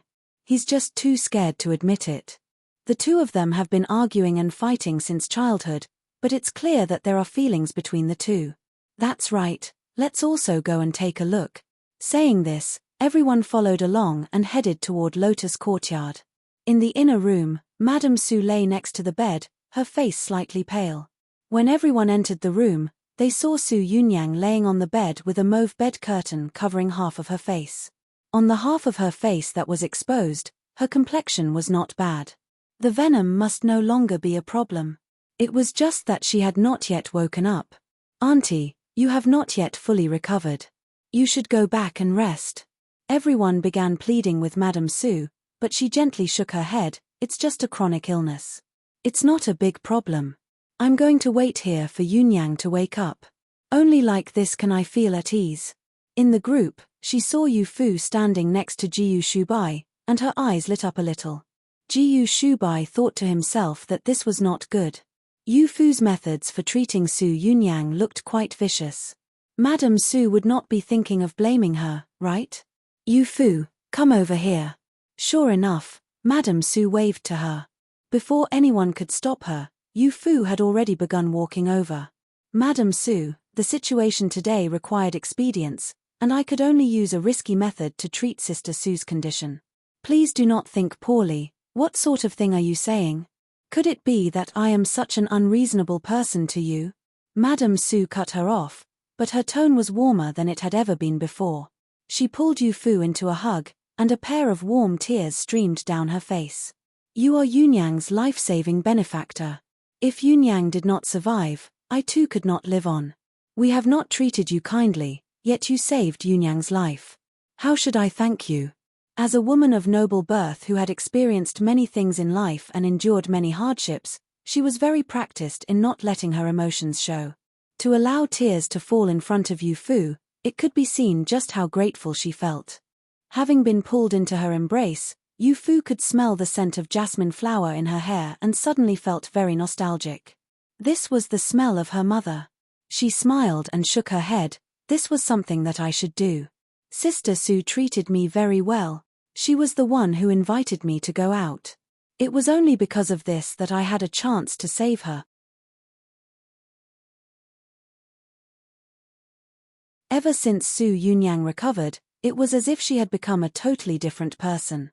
She began to act solicitous towards Yu Fu. Though the words she said were not great, she did not neglect any of the things that should be done. These are some candid whores that my maidservant went out to buy today. I got bored of them. If you like them, you can have them. Su Yunyang eagerly ran over to the western wing while holding a bundle of round candid whores wrapped in brown paper. But upon seeing Yu Fu, she pretended to be indifferent. Yu Fu just accepted them with a bright smile. The package was full, and Su Yunyang did not like eating snacks from the outside. It was very clear that they had been bought for her. Yu Fu did not expose her. She just smiled and popped one into her mouth. The sweet taste caused her smile to bloom like a flower. It's so sweet. Thank you, Sister Su. Yu Fu's cheeks were stuffed very full, as she casually asked, "But why are these candid haws all separated? The candid haws that I see being sold on the outside are all sold on a stick. This was not bought out on the streets. I specifically had someone bring a vendor in to make them. I personally watched him make them to ensure their cleanliness. I'll try one too." Su Yunyang originally did not like eating these things, but seeing Yu Fu eat them with such relish, she could not help but pick one up. She did not seem to realize that what she had just said contradicted what she had said previously. Yu Fu could not hold back and secretly laughed, as Ji Yuyi strode into the room. "What goodies are you eating? You didn't even call me."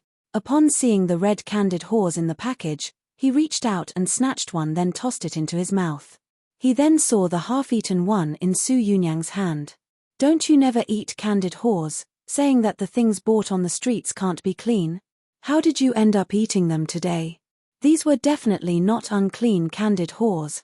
Su Yunyang glanced at him sideways. "What does it matter to you? You came just in time. I have something to ask you." "What is it?" Ji Yuyi very quickly finished eating one and licked his fingers before picking up another. Su Yunyang slowly stood up and slowly walked behind him, speculating in a sinister tone, "I heard that someone said that they wanted to see me get poisoned and that it was a pity that you missed it. Isn't that right?" After saying this, she grabbed hold of Ji Yuyi's neck, as he sent the candid haw in his mouth flying out in fright. Gritting his teeth, his eyes were opened wide. "I'm innocent. Which bastard told you this?" "That's not it. I was saying that I wanted to see little Yu Fu teach that 7th prince a lesson. I heard that you were quite ugly when you had your mouth pried open to be given medicine. Who would want to see that? You." And he said that he was innocent. He very clearly wanted to see her make a fool of herself. Su Yunyang did not let go, and Ji Yuyi stood up to move her hand away. The two wrestled for a while, with neither side letting go. Lian Bai and the others saw this and wanted to go and break up the fight. Yu Fu gave them a look, and they all quietly backed down. The 6th young sir and the related young miss were fighting to such a degree, so why did young miss not let them break up the fight? "Don't worry. They won't actually start fighting for real." Yu Fu fully devoted herself to eating candid haws. With a cheerful smile, she watched the two fight, her eyes taking the shape of crescent moons. Though Ji Yuyi was small, if he truly took action, not even the average male could be his opponent, much less Su Yunyang. He was deliberately letting her do this. "Oh, what are the two of you doing?" Ji Yuji walked in from the outside and saw Ji Yuyi and Su Yunyang chasing each other around, and they nearly bumped into him. This gave him a bit of a scare. "Haha, second brother, you've come." Before Yu Fu needed to give any instructions, Lian Bai had already brought out a new cup of tea and placed it next to Ji Yuji. Smiling, he looked at her and nodded, and the latter's face turned a bit red, as she slowly retreated to the side. Western Kuan's special envoy has already moved into the post house, but that 7th prince's name is not on the list of envoys, and he has been very restless. To the people of Western Kuan, our Marquis Gu's manor is without a doubt a formidable enemy. Why do you think he is being so proactively friendly? Proactively friendly? Yu Fu thought for a bit. Are you talking about the gelsemium flowers? If you are, we should thank you. If he did not happen to have some on him, I fear what would have happened to Sister Su. Moreover, the gelsemium flowers could only be considered a coincidence. How could it be said that Kuan Wushong was being proactively friendly? Ji Yuji looked at her. He is currently in the front parlor drinking tea with father. I just came to tell you about it. After all, he is your junior disciple. It would be best if you went to see him. He actually dared to come to the manor. Yu Fu was extremely shocked. What sort of bravery pill had this Kuan Wushong taken? Did he really think that Western Kuan sending a few unremarkable envoys would make the two countries friends? If Emperor Ning suddenly decided to hold him as a hostage, let's just see if he settles down or not. Not only did he come, but he came claiming to be the life-saving benefactor of Marquis Gu's manor. He came asking for tea and water. Our Eastern Ling is a country of principles, and he did indeed save Yunyang's life with the gelsemium flowers, thus father found it hard to chase him out. But if you don't chase him out, If His Majesty finds out that the 7th Prince of Western Kuan had private meetings with Marquis Guzmana, would it not be even more suspicious? Prime Minister Yin's eyes are still focused on our manor. I fear that he will use this to cause a stir. This Kuan Wushong did not happen to come with the intention of sowing discord, right? Thinking of how this might negatively affect Marquis Guzmana, Yu Fu immediately became nervous. Pursing her small lips, she bit her lower lip. Second brother, don't worry. I'll go and chase him out. After saying this, she grabbed Jiyu Joga's sleeve and hastily rushed toward the front parlor. Lord Marquis Jiyu, I've heard for a long time that your Eastern Ling is a country that emphasizes etiquette, so why is it that you look so unhappy to see this prince?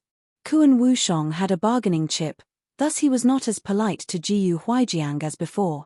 He was certain that Jiyu Huijiang would not do anything to him. He was the one who saved his darling niece's life. Nobody who knew anything about etiquette would return kindness with enmity. Jiyu Huijiang glanced at him, and the latter trembled slightly before quickly regaining his cheeky grin. I say, Lord Marquis Jiyu, don't scare me. This prince is easily frightened. If I end up getting frightened, others might think that Lord Marquis Jiyu is the type of person who can't even be polite to a life-saving benefactor. He smiled shamelessly. With a foot on the chair, he sat very casually. At the same time, he picked up his cup of tea and took a sip before spitting it back out. The tea is cold. Quickly go and get another cup. The male servant standing to the side watched on in shock. This prince from Western Kuan really did not think of himself as an outsider. Even when the eldest prince and second prince of this country came, they would not act so arrogantly. Was he not just flaunting the fact that he had saved the related young miss? Considering the contributions, was it not young Miss Yu Fu who put in the most work? He merely provided the herb to treat the venom. Thinking of this, the male servant could not stop himself from wanting to speak up for the injustice that his master was suffering. Jiyu Huijiang gave him a look, and he could only obediently retreat to pour more tea. Jiyu Huijiang stood up and walked to the door, giving Qi Ju some instructions. Send someone to the palace to tell His Majesty everything that happened with Kuan Wushong in great detail. There's no need to conceal anything. Ask His Majesty what he thinks about how this prince from Western Kuan should be handled. Understood, I will go immediately. Qi Ju knew that this was no trivial matter, thus he rushed to set someone off to the palace on a fast horse. Jiyu Huijiang turned around and walked back in. Kuan Wushong had already begun drinking the new cup of tea, saying with a satisfied look, Lord Marquis Jiyu, I heard that Yu Fu previously saved your life, thus you treat her like a daughter, giving her good food and drink. Well, now that I've saved young Miss Su's life, how do you plan on repaying me? He really was not at all polite, taking all of the credit for the saving of Su Yunyang's life. 7th Prince provided gelsemium flower and helped Yu Fu save Yunyang's life. This Marquis will express my thanks by repaying you 10 times the value of the gelsemium flower. 10 times the value? Kuan Wushong immediately became unhappy. Was he treating this as if trying to get rid of a beggar? If the 7th Prince does not like this, 100 times is also fine. Jiyu Huijiang picked up his cup of tea and gently skimmed the froth on the surface. His voice was even calmer than the surface of the tea. Why is it that Yu Fu gets such good treatment for saving a life, yet I only get repaid with money for saving young Miss Su's life? Was it you who saved Sister Su? The sound of a young girl's rebuke came from outside the door. Yu Fu entered the room and immediately looked toward Kuan Wushong. Putting his foot down and bring his legs together, he placed his hands on his knees. Kuan Wushong completed all of these actions in an instant, changing from a brazen and unreasonable person to an obedient youth. Jiyu Juji was stunned to see this. He then heard him politely say, "Little senior disciple, you've come?" This was more like it. If I did not come, I fear that you would be fluffing yourself up as the savior. Sister Su's life was saved by me. You only provided the gelsemium flower. How did you end up as the benefactor? Yu Fu spoke with certainty, and Kuan Wushong no longer dared to spout nonsense. How can that be nonsense? If I did not speak like this, would the second young sir have gone to get you? As he said this, Jiyu Shubai and the others arrived after hearing the news. They all looked at him with unkind looks. Hey, since everyone is gathered, this prince will announce a very important matter. You all must know that I am not part of Western Kuan's special envoy. I came as a disciple of Immortals Valley. Master instructed me to bring little senior disciple back. What?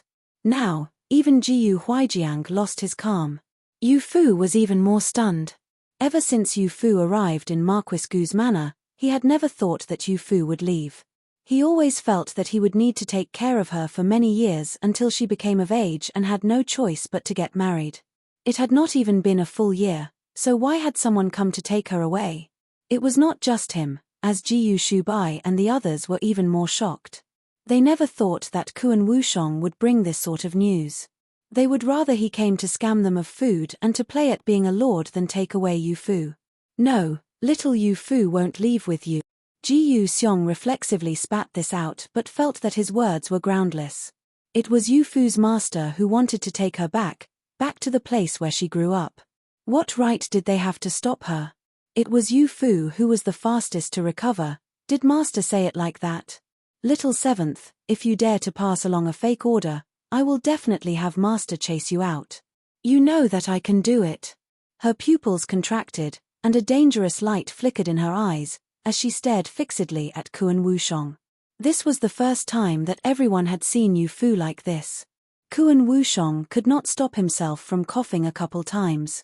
He did not speak, but everyone could see that he was lacking in confidence. Little senior disciple, don't be so fierce. I will admit that I just wanted to see just how unwilling the Marquis family was to let you go. I already saw it on their faces just now. In truth, master wanted me to shut your mouth. Wearing a thick little jacket, Yu Fu raised her small hand. With a flick of her wrist, 5 poisonous silver needles appeared between her fingers. Master said that liars need to be punished. Right now, I shall take master's place in teaching you a lesson. Let's see if you dare to deceive me again, mph. After saying this, the needles flew out. With a flicker of cold light, 5 needles stabbed into Kuan Wushong. Little senior disciple, Kuan Wushong raised his head to look at her in shock, not knowing when she had learned this ability. She had actually managed to accurately hit 5 acupuncture points at the same time. His body was now completely unable to move. Yu Fu seemed to be very satisfied with her accuracy, smiling and rubbing her nose. Servants, come and throw him out. Watching Kuan Wushong's body get tossed out the front gate, Yu Fu's mood finally improved. In truth, her earlier unhappiness was not any less than what Jiyu Huijiang and the others experienced. She was also very shocked.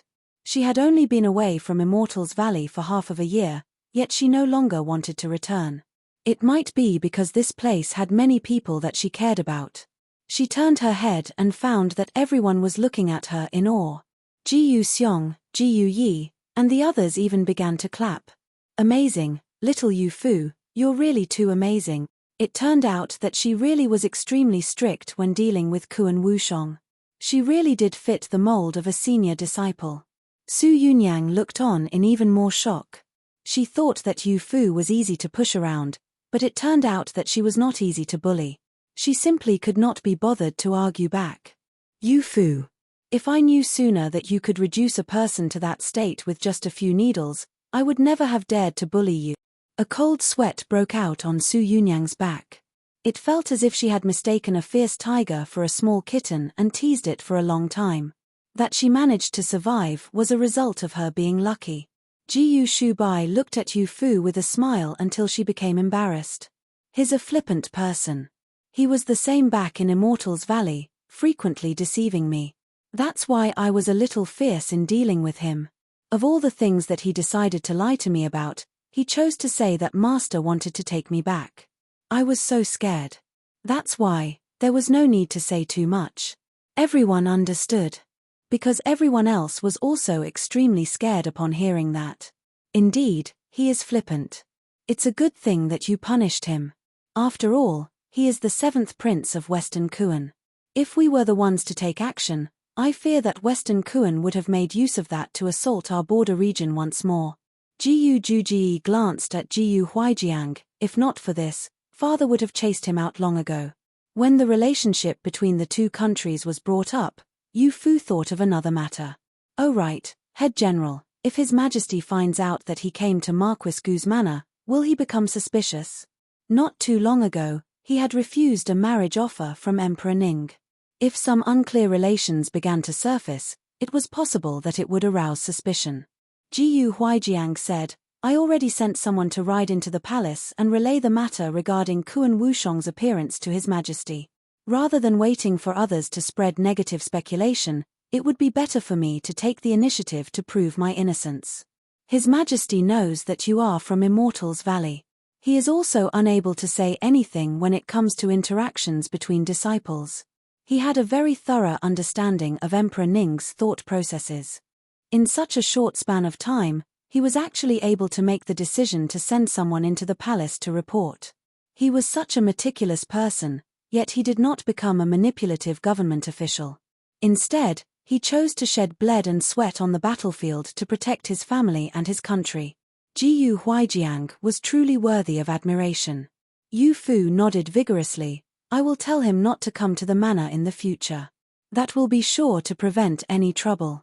If he insists on coming, I will chase him out. Su Yunyang glanced outside while tightening her collar. Yu Fu, he should be fine, right? Just throwing him out like this, nothing will happen, right? After all, he was the one who provided the gelsemium flowers that saved Su Yunyang's life. She did not wish for any harm to come to him. Don't worry. He's also someone trained in poisons. He's all too familiar with my poisoned needles and will quickly be able to unlock his meridians. Every time that Yu Fu brought up Kuan Wushong, her tone was filled with disgust, however, her eyes would sparkle. Some who saw this became jealous. Yu Fu and Kuan Wushong must have known each other for many years, right? She had only known them for half a year. It was as Yu Fu had said, Kuan Wushong was a flippant person. Marquis Gu's manor closed its doors to him, and he did not cause a fuss. Instead, he had someone write a list of grievances. When Jiyu Huaijiang received it, his hands began to tremble. He wanted to stay at home for a little longer and did not want to rush back to the battlefield. Looking a little more carefully, the list of grievances did not say anything about how Eastern Ling had incurred the wrath of the people and deserved to be attacked, nor did it say anything about the extravagance of Marquis Gu's manor. Instead, it was an accusation of Jiyu Huaijiang not taking good care of Yu Fu. On a certain day of a certain month of a certain year, Jiyu Juji, Jiyu Xiong, and Jiyu Yi took Yu Fu out to sail on the river. After she fell into the water, she was only saved after a quarter of an hour had passed. On a certain day of a certain month of a certain year, Jiyu Huaijiang gave Yu Fu too many supplements, which caused her to have a nosebleed. On a certain day of a certain month of a certain year, the aunt of Marquis Gu's manor and her daughter made unpleasant faces at Yu Fu, saying that she was a girl from the wilderness. Jiyu Huaijiang was dripping in a cold sweat after reading it. He always felt that he had not taken good care of Yu Fu. Now, this was quite grand. It had been written down very clearly. Shameful, so shameful. Father, I heard that Kuan Wushong sent someone to deliver something. What was it? Jiyu Shubai rushed over upon hearing the news. At first, he was worried. After seeing the letter, he did not know whether to laugh or cry. So this prince from Western Kuan didn't come to bring Yu Fu back to Immortals Valley. Instead, he came to support Yu Fu. It's possible that the deity of medicine is worried that Yu Fu has been wronged here, thus he sent him over. That was from when Yu Fu just arrived at the manor, and we were not familiar with things. Where has there been anything like falling into the water or suffering from nosebleeds recently? Your aunt and Yunyang dote on her even more than we do. Who dares to treat her unfairly? When Jiyu Huaijiang thought of this, he felt confident to stand up a little straighter. Shubai, do you think that father is really that inept at looking after a daughter? Even the greatest of heroes needed a feeling of approval. In his life, Jiyu Huaijiang had received a great deal of approval, but he had never been praised when it came to raising Yu Fu. Even that imperial physician's son dared to say to his face that Yu Fu should be invited back with him to recover. Jiyu Shubai was stumped by his question. It was only after quite some time that he put on an awkward and restrained smile. Emperor Ning was receiving the special envoy from Western Kuan when he found out about the existence of Kuan Wushong. After Jiyu Huijiang sent someone into the palace to report on the situation, he sent someone to investigate matters related to this seventh prince and felt that he had a grasp on the situation. Emperor Kuan had many sons. Adding all of his sons together, there were more than 20. This seventh prince was just a nobody. His birth mother was a lowly beauty. After he grew up, he was sent by Emperor Kuan to learn in Immortals Valley and become the deity of medicine's disciple. From that moment, he very rarely returned to Western Kuan. Thinking about it, Emperor Kuan must have forgotten that he even had such a son, right? It was no wonder he dared to rashly come to Eastern Ling even though the two countries have frequently been engaged in conflict. A prince that did not even have enough value to become a hostage, Emperor Ning also could not be bothered to deal with him. Just go ahead and visit Marquis Gu's manor. A prince who is often away from Western Kuan, was there any chance that he could become a spy? It seemed that Marquis Gu's manor really did not like him. Apparently, every time he visited, he would be stopped outside. Even if he forced his way in, he would quickly be chased out by Yu Fu. Our Eastern Ling is a country that emphasizes courtesy. Though the seventh prince does not have a high standing, he is still a prince. He should be treated properly. Don't let the people of Western Kuan feel as though we are giving them the cold shoulder, which they might use to start another fight. Emperor Ning specifically called the eldest prince and the second prince and gave them instructions. The two princes exchanged a look and thought to themselves that having princes of this country take care of a prince from Western Kuan was indeed proper, but this might also be a test. What should they do to ensure that it did not look like they were giving them the cold shoulder while also showing the might of Eastern Ling? This was not an easy task. Father Emperor, don't worry. Son will definitely take good care of Western Kuan's prince and will not let Father Emperor down. The eldest prince respectfully cupped his hands in a salute. The second prince glanced at him with a bit of disdain. When he turned to look back up at the emperor, that previous look had disappeared and been replaced with a gentle, hospitable expression. Father Emperor, don't worry. Son will also take care to learn from eldest brother and the officials. I will not waste this training provided by Father Emperor. Emperor Ning's imperial visage bloomed with joy. Good, good. Being able to think like this, we are able to feel at ease. You two brothers need to work together. Only like that is it possible to prove my Eastern Ling's might. Got it. The eldest prince modestly said, Son understands and will definitely take good care of teaching second brother and help share Father Emperor's burdens. The word teaching was a little grating to the ear, but Emperor Ning did not hear it while rejoicing. The second prince slightly bit his lower lip. Who would be teaching whom? That was still not clear. Seventh prince, I heard that your Western Kuan's customs focus on bravery. Even girls are able to set foot on the battlefield. Seventh prince, since you have spent a great deal of time in Immortals Valley, I wonder if you have any interest in archery or riding horses. The eldest prince had invited Kuan Wushong to the martial arts training area to observe the sons of aristocratic families train. Kuan Wushong snorted and casually looked around. Even if it was not everyone, at least 9 in 10 were very skilled in archery. Was this intended to let him observe, or was this meant as a threat? Oh my, this is so boring.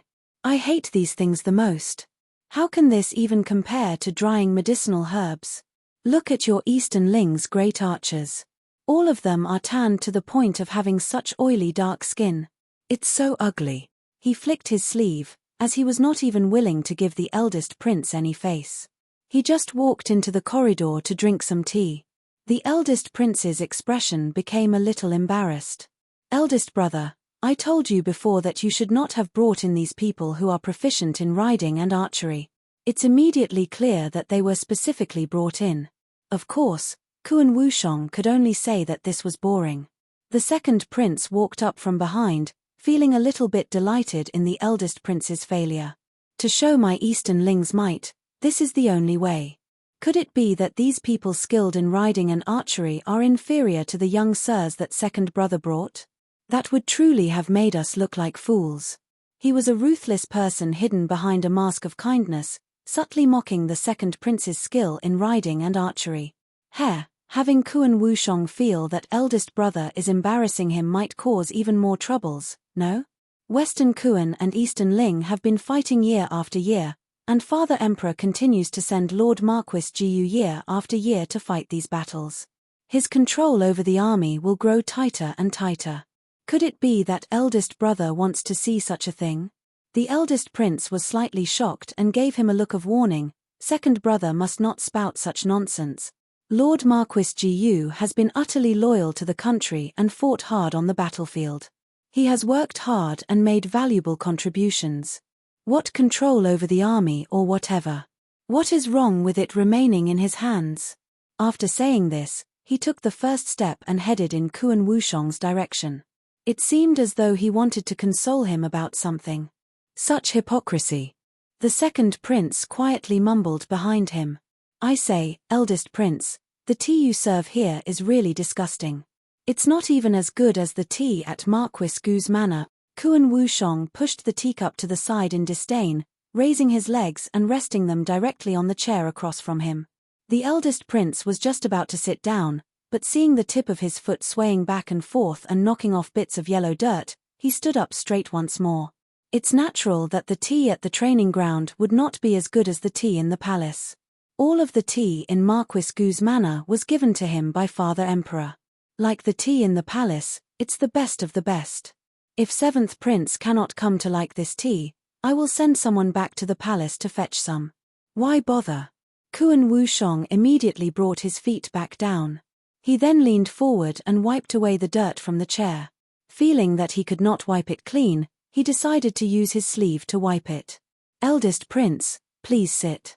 The eldest prince slightly furrowed his brow. He seemed to look down on this quite a bit, but he still sat down. How much of a bother is going to the palace? Wouldn't it be better to go directly to Marquis Gu's manor? I recall Marquis Gu's manor also having such a training ground. If we just go to learn directly from the young sirs of Marquis Gu's family, would it not be better? So he just wanted to go to Marquis Gu's manor. The eldest prince suddenly laughed. I previously heard that seventh prince often visits Marquis Gu's manor, but you are always stopped outside. Even if you do get it, you end up getting chased out by Sister Yu Fu. Here I was thinking that it was just a joke, but it really was true. Kuan Wushong heard Yu Fu's name, and his ears suddenly perked up. Are eldest prince and Yu Fu very close? Why do you call her sister? Of course, very close. The second prince walked up from behind them and inserted himself into the conversation. Seventh prince only knows of Lord Marquis Gu's magnificence on the battlefield but likely doesn't know that my father emperor treats him like a brother. Even Danyang and I will respectfully call him Uncle Jiu. Yu Fu is his adopted daughter. It's natural that we would call her sister. So it was this sort of convoluted relationship. Kuan Wushong laughed derisively without holding back. She's just an adopted daughter. Yu Fu doesn't even address Lord Marquis Jiu as father, so why are you guys so anxious to address her as sister? The feelings of the eldest prince and the second prince quickly changed, as they exchanged an awkward glance. This Kuan Wushong really did not think of himself as an outsider, as he had been quite rude on multiple occasions. But this was also good. Dealing with a rude person was far easier than dealing with someone who schemed in silence. I heard that seventh prince must respectfully address Sister Yu Fu as little senior disciple. It's no wonder you don't like us calling her little sister. But even Yu Fu calls me brother Yi Jiao. It would not be good for me not to call her by name, right? Brother Yi Jiao? Kuan Wushong could not help but think a little better of him. The second prince gritted his teeth and thought to himself that the eldest prince really was making use of winning Yu Fu's favor in all kinds of situations. First, he used his favor with Yu Fu to win favor with Marquis Gu's manor. Now, he was using her favor to win favor with Kuan Wushong. So it was like that. Then I've been rude. Sure enough, The way that Kuan Wusheng looked at the eldest prince had changed. Compared to the earlier carefree attitude, there was now 30% more respect. The second prince wondered to himself when he should get Yu Fu to call him brother Chengji. Since eldest prince and Yu Fu are so close, how about you take this prince over to Marquis Gu's manor to drink some tea? When we get there, I will show you my archery skills. What do you think? Kuan Wusheng looked very expectant, yet he was throwing out quite a weighty idea. The eldest prince and the second prince both wanted to see his skills. Hearing this promise, they rejoiced, and they naturally agreed. Then let's quickly go. Kuan Wusheng instantly leaped up from his seat.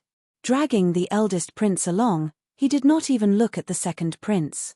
This difference in treatment left the second prince feeling completely convinced.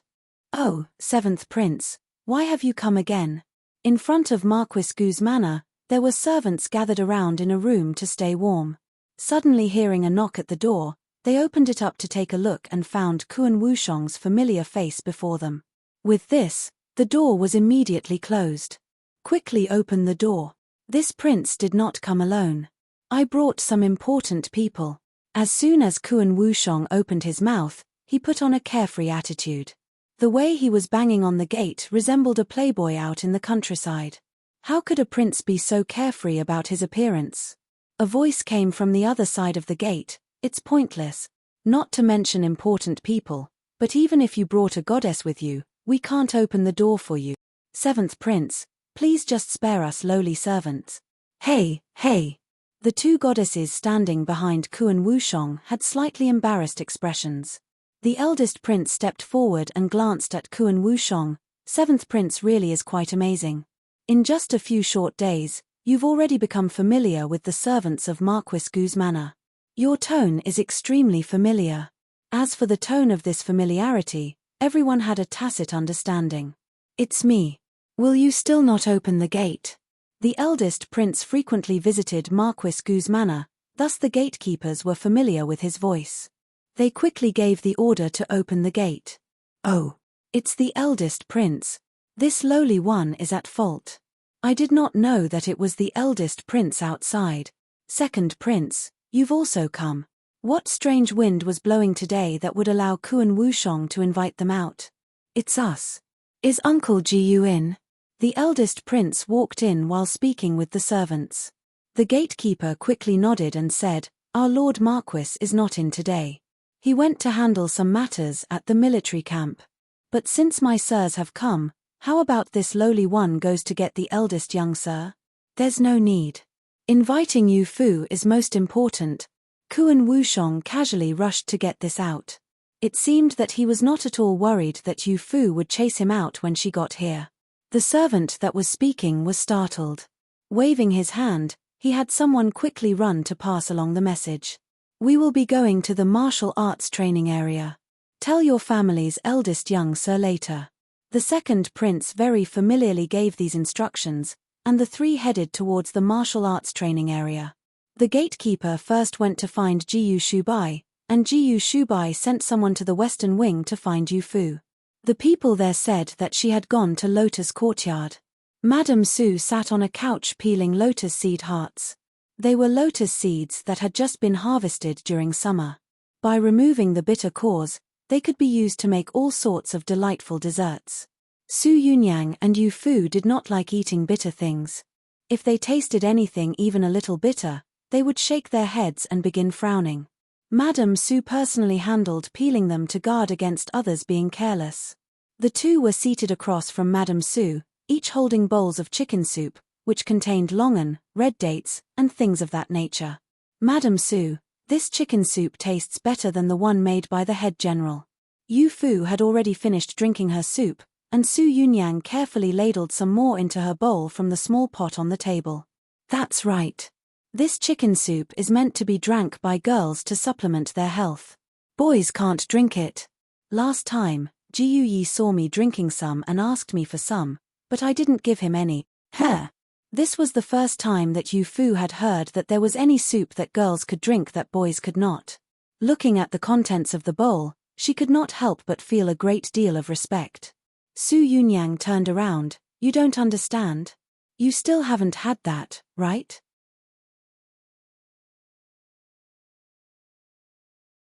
Yu Fu was just about to ask what that was when a servant came in to report. Young Miss Yu Fu, that prince from Western Kuan came again. PFT. Su Yunyang nearly spat out a mouthful of soup, and Madame Su looked at her with discontent. You really are lacking in keeping your composure while eating. You should learn from Yu Fu. Goodness, it had just been a few short days, yet her own mother was happier with Yu Fu. Now, she had become extremely fastidious with her own daughter. Yu Fu was also shocked, however, she had swallowed the soup before opening her mouth, thus Su Yunyang was thoroughly convinced. How did he get in? Did he climb over the wall or burrow his way in? That should not be the case. The wall that he had climbed over had 2 feet added to its height. The hole that he had burrowed in through had been filled. He came in openly through the front gate. There were also the eldest prince and the second prince. They are currently at the martial arts training area. Oh, they are there. Yu Fu felt at ease. Don't worry. With the eldest prince and the second prince, it's fine. As long as he had not come alone, Emperor Ning would not become suspicious. She still wanted to comfort the servants, but Su Yunyang hopped down from the sofa and dragged Yu Fu out. Mother, we're going to the martial arts training area. Be careful not to hurt your hands when working on the lotus seed. Madame Su looked up, and the two had already disappeared. That child. When the two of them arrived, Jiyu Shubai and the others were already there. The atmosphere was not too harmonious. The only reason that Kuan Wushong had not been kicked out was to give face to the eldest prince. Little senior disciple, you've come. Kuan Wushong had not seen her for a long time and rushed toward her like a cat in heat, but Jiyu Shubai used a sword to stop him. Their eyes met. The feelings of animosity were overwhelming. Why have you come again? Yu Fu muttered and looked at him unhappily. It was fortunate that the eldest prince and the second prince were present. That was the only reason that she did not chase him out. I usually can't come. With the eldest prince and the second prince here, it's natural that I can come here quite comfortably. What? Could it be that coming like this will also cause this country's imperial majesty to become suspicious of secret meetings between Western Kuan and Marquis Jiyu? A careless person who spoke without any reservation had exposed the unspoken situation. The eldest prince and the second prince were shocked, as was Jiyu Shubai. How could that be? It's the people of Marquis Gu's manor who do not welcome seventh prince. It's completely unrelated to His Majesty's feelings. Marquis Jiyu has been very loyal to Eastern Ling. Discord is not something that seventh prince can cause with just a few words. Even when the eldest prince's chair had been used as a footstool, he had not gotten angry, but his eyes now carried a warning look. Father has fought with Western Kuan for many years and does not have anything to talk about with seventh prince. That's why he has refused to meet. I hope that seventh prince can understand. Jiyu Juji stepped forward. His words were directed at Kuan Wushong, but he was looking at the eldest prince and the second prince. Both sides were doing their best to express their thoughts such that there was nothing to speculate and nothing to envy. Kuan Wushong snorted coldly. I don't care about your Eastern Ling's affairs. I came looking for little senior disciple. Have any of you bullied my little senior disciple, especially you? He jutted out his chin at Su Yunyang. What nonsense. Su Yunyang was shocked. At first, she wanted to ask how he knew but changed it at the last second. Something was off. How did he know that she and Yu Fu previously did not get along? Jiyu Shubai furrowed his brow. He too was thinking about this question. Little senior disciple, say, did she bully you? If anyone bullied you, regardless of what Master said, I will immediately be bringing you back to Immortals Valley. What was the deal with Kuan Wushong? Did Yu Fu have a face that made her look easy to bully? Everyone in Marquis Gu's manor loved her a great deal. The second prince was annoyed and wanted to speak, but the eldest prince reached out to stop him, signaling with his eyes for him to look at Su Yunyang's expression. Evidently, Kuan Wushong's words had not completely missed. This related young miss had definitely bullied Yu Fu. It was just that things were better now. That was why she had such an awkward expression. Nobody bullied me. I am doing very well. Don't come back. Yu Fu said this and turned to the eldest prince, Brother Yijiao, second prince. The next time that he pesters you to come to Marquis Gu's manor, just ignore him. Ha, why ignore me? Little senior disciple, aren't I doing this for your sake?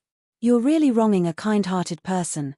Yu Fu shot a fierce glare at him, and the latter shut his mouth. All right, then I'll leave. Is that fine? This is for you. Master said that you like grass-scented bath beans. I managed to find some after a difficult search. After saying this, he retrieved a small golden box from his sleeve. Sure enough, the scent of grass was leaking from it. Today, he had gone to the hunting ground on an invitation from the eldest prince. He did not know that he would come to Marquis Gu's manor. That he was carrying a box containing bath beans, it was for the sake of finding a chance to give it to Yu Fu, right? He had worked hard. Yu Fu happily received it and brought it close to her nose to smell. Master really does treat me best. There was not a single word of mention for Kuan Wushong. The latter was discouraged and looked towards Jiyu Shubai. Eldest young sir, send this prince off. This request isn't too much, right? Jiyu Shubai smiled.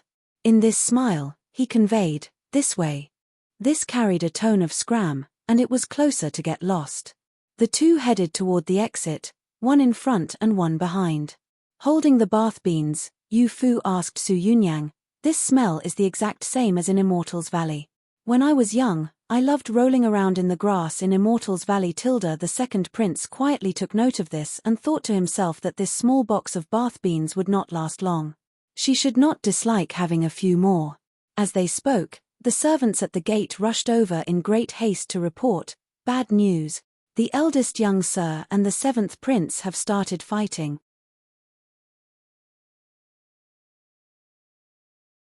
With a whooshing sound, Yu Fu, who had just been praised for her composure by Madame Su, flew like an arrow. Everyone subconsciously followed along behind her. If it came to Kuan Wushong starting a fight, they were not the slightest bit surprised. That was a guy who did not care about anything. How could he possibly have the bearing of a prince? But Jiyu Shubai was different. He very rarely even got angry at others. He was the perfect heir of a noble family. He was polite and never caused problems. What had Kuan Wushong done that could make Jiyu Shubai start fighting with him? Eldest brother, Yu Fu shouted while running. Outside the main gates of Marquis Gu's manor, the stunning sound of swords clashing could be heard. Those with training could tell that neither side was holding back. Hearing Yu Fu's voice, Jiyu Shubai suddenly stopped, and Kuan Wushong took this chance to attack his waist. All that could be heard was Su Yunyang inhaling sharply. In a flash, Jiyu Shubai bounced up from the ground and avoided his sword. With a turn of his sword, he brought it to Kuan Wushong's throat. Shubai. The eldest prince spoke out to stop him. Seeing Jiyu Shubai filled with murderous intent, it seemed very likely that he wanted to kill Kuan Wushong. Killing him was a trivial matter. The relationship between Eastern Ling and Western Kuan was not. Kuan Wushong provocatively looked at him. What, are people not allowed to speak the truth? This prince entered Immortals Valley at the age of 15. At that time, Yu Fu was only 6. The relationship that we share is not something that you can compare with. So they were fighting over Yu Fu. Sheathing his sword, Jiyu Shubai mockingly looked at him. The relationship is good. It's so good that Yu Fu doesn't even want to let you in. You. How treacherous. He clearly knew that Yu Fu did not let him enter Marquis Gu's manor only because she was worried that Emperor Ning would become suspicious, did he not? In front of the eldest prince and the others, Jiyu Shubai was certain that he would never dare to reveal such a thing. He could only suffer this loss in silence. I won't be seeing you off. Kuan Wushong flicked his sleeves and left, leaving everyone in a daze. Eldest brother, even Jiyu Juji was afraid of seeing Jiyu Shubai like this. Yu Fu, however, dared to step forward and miserably tug at his sleeve. With her calling out, his expression immediately returned to normal. You must have been scared, right? She shook her small head. No matter how her eldest brother became, she would not be afraid. I've been disrespectful, eldest prince, second prince. Yu Fu and I have something to talk about and will not be keeping you company. Saying this, he picked Yu Fu up and quickly disappeared. I seem to remember eldest brother saying something about boys and girls should keep their distance. Jiu Yi was so shocked that his eyes almost popped out of their sockets. Why is it that I can't even have a piece of her clothes, yet he can carry Yu Fu? You're a young child. You don't understand. The eldest prince smiled warmly, then looked over at Jiu Ji and the others, sharing a tacit understanding. The second prince furrowed his brow. So Jiu Shubai not wanting to marry Princess Danyang, it was because of Yu Fu. If Danyang knew about this, she might completely destroy the imperial palace. During the Mid-Autumn Festival's imperial banquet, she had lost to Yu Fu. She had lost so thoroughly that she already hated her to death. Aside from Jiu Yi, everyone else present had discerning eyes. Even Su Yunyang could see it. Jiu Shubai liked Yu Fu. His suddenly fighting with Kuan Wushong was most likely a result of this. Eldest cousin naturally has his reasons for acting like this. Don't speak nonsense, the two princes are still here. Su Yunyang suddenly realized the general situation and dragged Jiu Yi away. Enjoy your chat, enjoy your chat. I will give him a proper explanation. It seemed that she was in a very good mood, even changing the way that she addressed Jiu Shubai. Jiu Ji was slightly worried, looking in the direction that Jiu Shubai had gone. Jiu Hanmo suddenly nudged him. He turned his head. The eldest prince was currently looking at him, recalling what she had just said. I recall that the related young miss previously called him eldest brother, eldest cousin. Some distance had instantly been created. Sure enough, she had become Yu Fu's best friend, thus she must not get involved with her best friend's man. This was her oath. On the eldest prince's face, the words avoid danger could clearly be seen.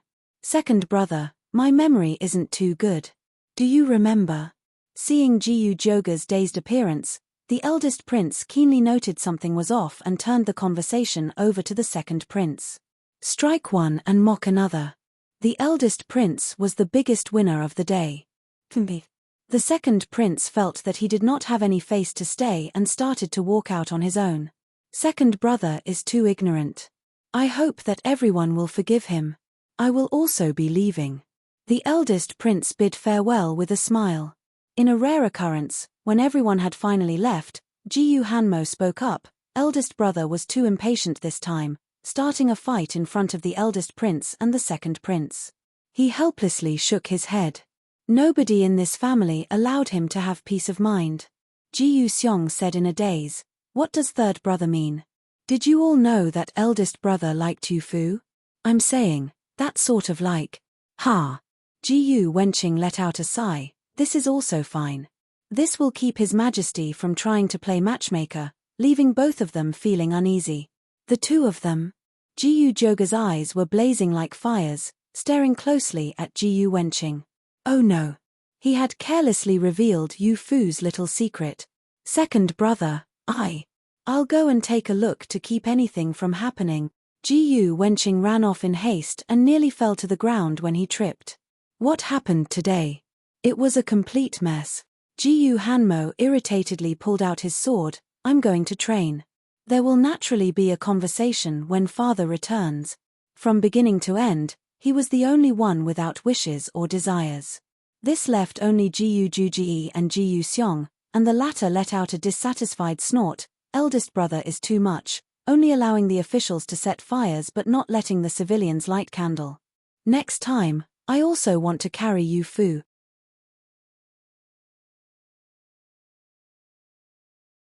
Jiu Shubai carried Yu Fu while walking with urgency. After arriving outside the western wing, he put her down in the corridor. It was already winter, and there was a bit of ice on the wooden benches. As soon as Yu Fu's butt touched it, she hopped back up and hung from his neck. Her movements caused a smile to momentarily appear on his face. Eldest brother, as long as you are smiling, it's fine. Why did you and Kuan Wushong start fighting earlier? Being so impatient was not at all like Jiu Shubai's usual self. Instead, it was more like when Jiu Xiong and the others had beaten up Jiu Changsheng and his brother at the school. Chemph. That Kuan Wushong was raving about some things and said some things that were completely lacking in integrity. I had to teach him a lesson. What sort of things? Yu Fu looked very curious. She hung from his neck and swayed side to side, urging him to quickly give her a response. Jiyu Shubai's white face turned slightly red. Who knew if it was from anger or embarrassment? His voice felt a bit quiet, and his eyes looked foggy. He said that he had seen you bathing. Is this true? Yu Fu's face immediately turned bright red. His lying eldest brother would even believe this. If he dared, Master would have beaten him to death. Aside from feminine reservation, she began to refute this question without a second thought for fear of Jiyu Shubai misunderstanding. That scoundrel actually dares to spout such nonsense to you while I'm not there. Did he say what year, what month, and where this happened? When you were 6 and in a small creek in Immortal's Valley. Ah, Yu Fu carefully thought back. Too much time had passed since she was 6, and she could not recall very clearly. Whether or not Kuan Wushong was lying, she could not say for certain. When she was young, she had indeed bathed in small creeks. It was not just her. Her fellow disciple sisters had also done the same. The older ones would pump water to wash inside. Not to mention the effort, but it was also not fun. Yu Fu and the younger ones were completely unable to understand why they would do this. It was only in the past few years that they began to understand. Jiyu Shubai suddenly smiled. Forget it. At 6, it's hard to tell if the body belongs to a boy or a girl. That Kuan Wushong was out of ideas and used this to provoke me. Not to mention when Yu Fu was 6, but even now, her body was still emanating an aura of childishness, especially when she was wrapped up in so many thick layers. The front of her body resembled a vast plain. Jiyu Shubai felt at ease, completely oblivious to the holes in his argument. If even Kuan Wushong's lack of ideas was able to provoke him, he was truly a little too impatient. Yu Fu was a little perplexed. Eldest brother only wanted to hit him because of this. There did not seem to be any problem. If she had also been present at the time, she would definitely have wanted to poke him with a needle. Jiyu Shubai let out a heavy sigh, as she had poked at the heart of the matter. Yu Fu, do you like me? Of course, I like you. I like eldest brother the most. Her young and tender hands were still wrapped around the back of his neck, and she rubbed her small head against his shoulder. She resembled a small cat. Her small movements seemed to have ignited something, as Jiyu Shubai began to burn up. He hastily put Yu Fu down. Having these sorts of feelings for a 12-year-old child was truly too filthy. He restrained his feelings and turned away to avoid looking at Yu Fu, as he did his best to calm down. Yu Fu stood all alone, but some of his body heat still lingered on the palms of her hands. It was exceedingly hot. Then does eldest brother like Yu Fu? The tall figure suddenly froze, as Jiyu Shubai slowly turned around. What sort of like was she speaking of? In that pair of eyes that were nimble like a fawn's, a youthful innocence was mixed with the shyness of a young girl. There was also a fawn in his heart, and it was jumping all over the place. I do. I really do. Yu Fu tilted her small head and smiled, revealing her charming dimples. It was truly a sight that would make people want to try and take a bite. Those cheeks that were white with a bit of red seeping through surely tasted better than any peaches in existence. Everyone really likes you. Even Auntie and Yunyang are the same. How could I not like you? The added explanation was a clear cover-up, but in the end, it was all just a result of his conflicting feelings. She was still a child. Oh. Yu Fu lowered her head, and it seemed that she was a little disappointed. Any lingering heat in her hand slowly dissipated, and she could not catch it even if she wanted to. So the way that he liked her was the same way that Madame Su and the others liked her. There was nothing special. But she liked her eldest brother. It was different from the way that she liked the others. Fourth brother had said it before. This sort of like was one where they wanted to stay together for a long time, while the other one was the same as liking family. But the way that eldest brother liked her, it might just be the same as liking a younger sister. The not yet mature little girl looked even smaller with her head hanging. In truth, she had grown a little taller. It was just that in front of him, that very slight growth was negligible. It was very easy to overlook. Jiyu Shubai suddenly reached out a hand and patted her head. He could not help himself and tried to restrain himself again. But the way that I like you is different from the way that others like you. You might not understand it, but there will come a day when you will understand. He wanted to wait until she was no longer a child. I understand. I really understand. Yu Fu suddenly smiled and began to bounce about, the small bells on her head causing quite a racket. She clapped her hands and danced around the corridor. She was smiling so much that her eyes took the shape of crescent moons. I really understand. Eldest brother, you like me, isn't that right? Just like how Princess Danyang likes you, isn't that right? Or just like how Yarrow you likes second brother, isn't that right? Jiyu Shubai was stunned. Which bastard was it that taught Yu Fu about this?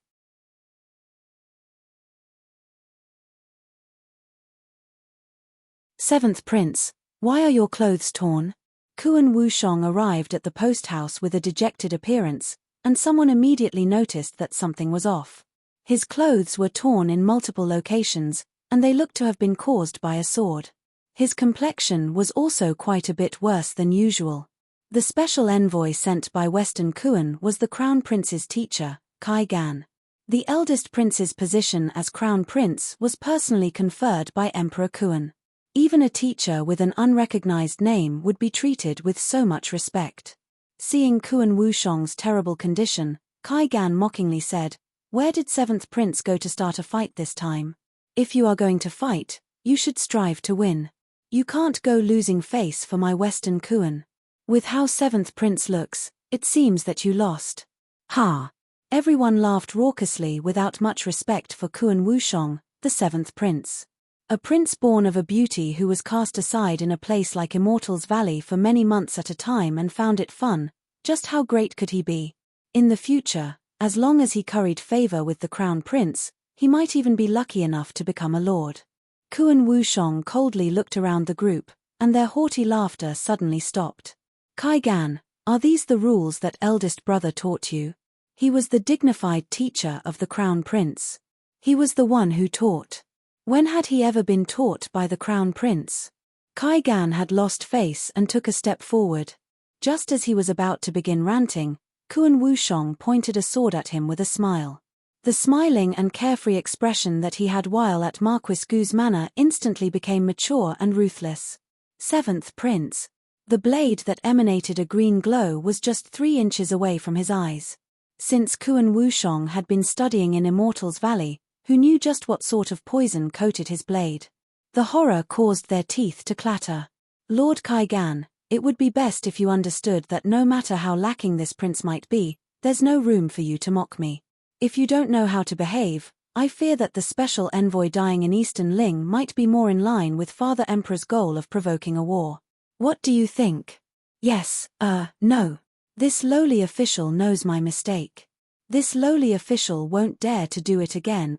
Kai Gan meekly kneeled on the ground and kowtowed to Kuan Wushong while repeatedly pleading for forgiveness. At present, the one standing in front of him was not the Kuan Wushong of lowly birth. Instead, it was a demonic Azura who was absolutely frightening. Chimph, come in. While in a bit of pain, he quickly swept the corners of his robes to the side and brushed by Kai Gan's face. Only Kuan Wushong and Kai Gan were in the room. He casually said to sit, then went behind a screen to get changed. Not long later, he walked out wearing a brand new orange robe. It was clear that he was the child of a wealthy family. His eyes, however, seemed to be exceedingly profound. Did you think that this prince came to play in Eastern Ling just on my master's orders? Since you know that Father Emperor wishes to use the envoy as a reason to start a war between the two countries, could it be that you still don't understand why this prince has been spending every day going to Marquis Gu's manor? Gan Kai suddenly seemed to recall something. Could it be that you were using young Miss Yu Fu as an excuse to inquire about Marquis Gu's manor's situation? Kuan Wushong could not be bothered to talk about this with him and just glanced at him. The guard at Marquis Gu's manor changes once every 2 hours. The patrolling guards change once every 4 hours. The martial arts training area, the study, and the main hall are all part of the front yard. I will draw a map for you later. You should know what to do. He spoke with certainty and without any doubt. Kai Gan's eyes instantly lit up. Seventh Prince, So while it looked as if you were going to mess around at Marquis Gu's manor, you were always observing these sorts of things. This lowly official admires that. But since this is the case, why not just kidnap young Miss Yu Fu directly? Wouldn't that, impudence? His gaze was dangerous, and his face was dark and frightening. With the status of Zun Kai, the deity of medicine, even Father Emperor must treat him as an honored guest upon seeing him. The disciple that he loves the most, you would dare to touch even a hair on her body? Kai Gan shuddered in fear and hastily said that he did not dare. He was also just saying it. With how tight the security was at Marquis Gu's manor, even sending people in to investigate a little was very difficult. To sneak Yu Fu out was easier said than done. Inadvertently startling the enemy and delaying official matters would not be good. Kuan Wushong took a deep breath. Thinking of the way that Jiyu Shubai looked at Yu Fu, his anger began to seep out. Sure enough, casually mentioning that he had seen Yu Fu bathing was enough to have him lose his temper. He had watched Yu Fu from when she was 6 until when she was 12. She was a beautiful flower that he had carefully raised, yet she was stolen away by Jiyu Shubai along the way.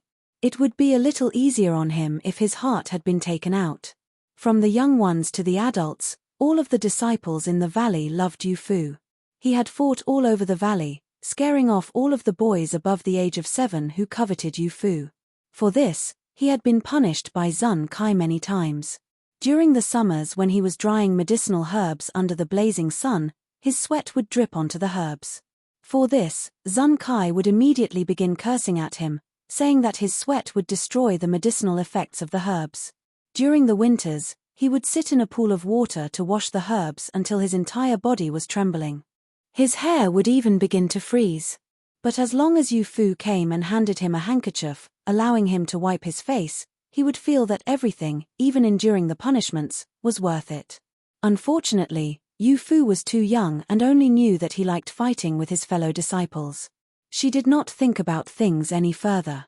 When she finally turned 12, she had grown into a young girl that was like a tender flower bud. When the time was right, it was time to begin thinking about lifelong plans, yet she somehow ended up at Jiyu Shubai's side. Thinking of this, he hated that he could not just pierce a sword through Jiyu Shubai's chest. You're tuning in to the Dreamy Chapters YouTube channel. We're so grateful for your support, and don't forget to subscribe to join us on this incredible journey through captivating stories. Your generosity through donations truly makes a world of difference, as it's the primary source of revenue that allows me to expand and enhance this channel for you. Thank you from the bottom of my heart for being a part of this adventure.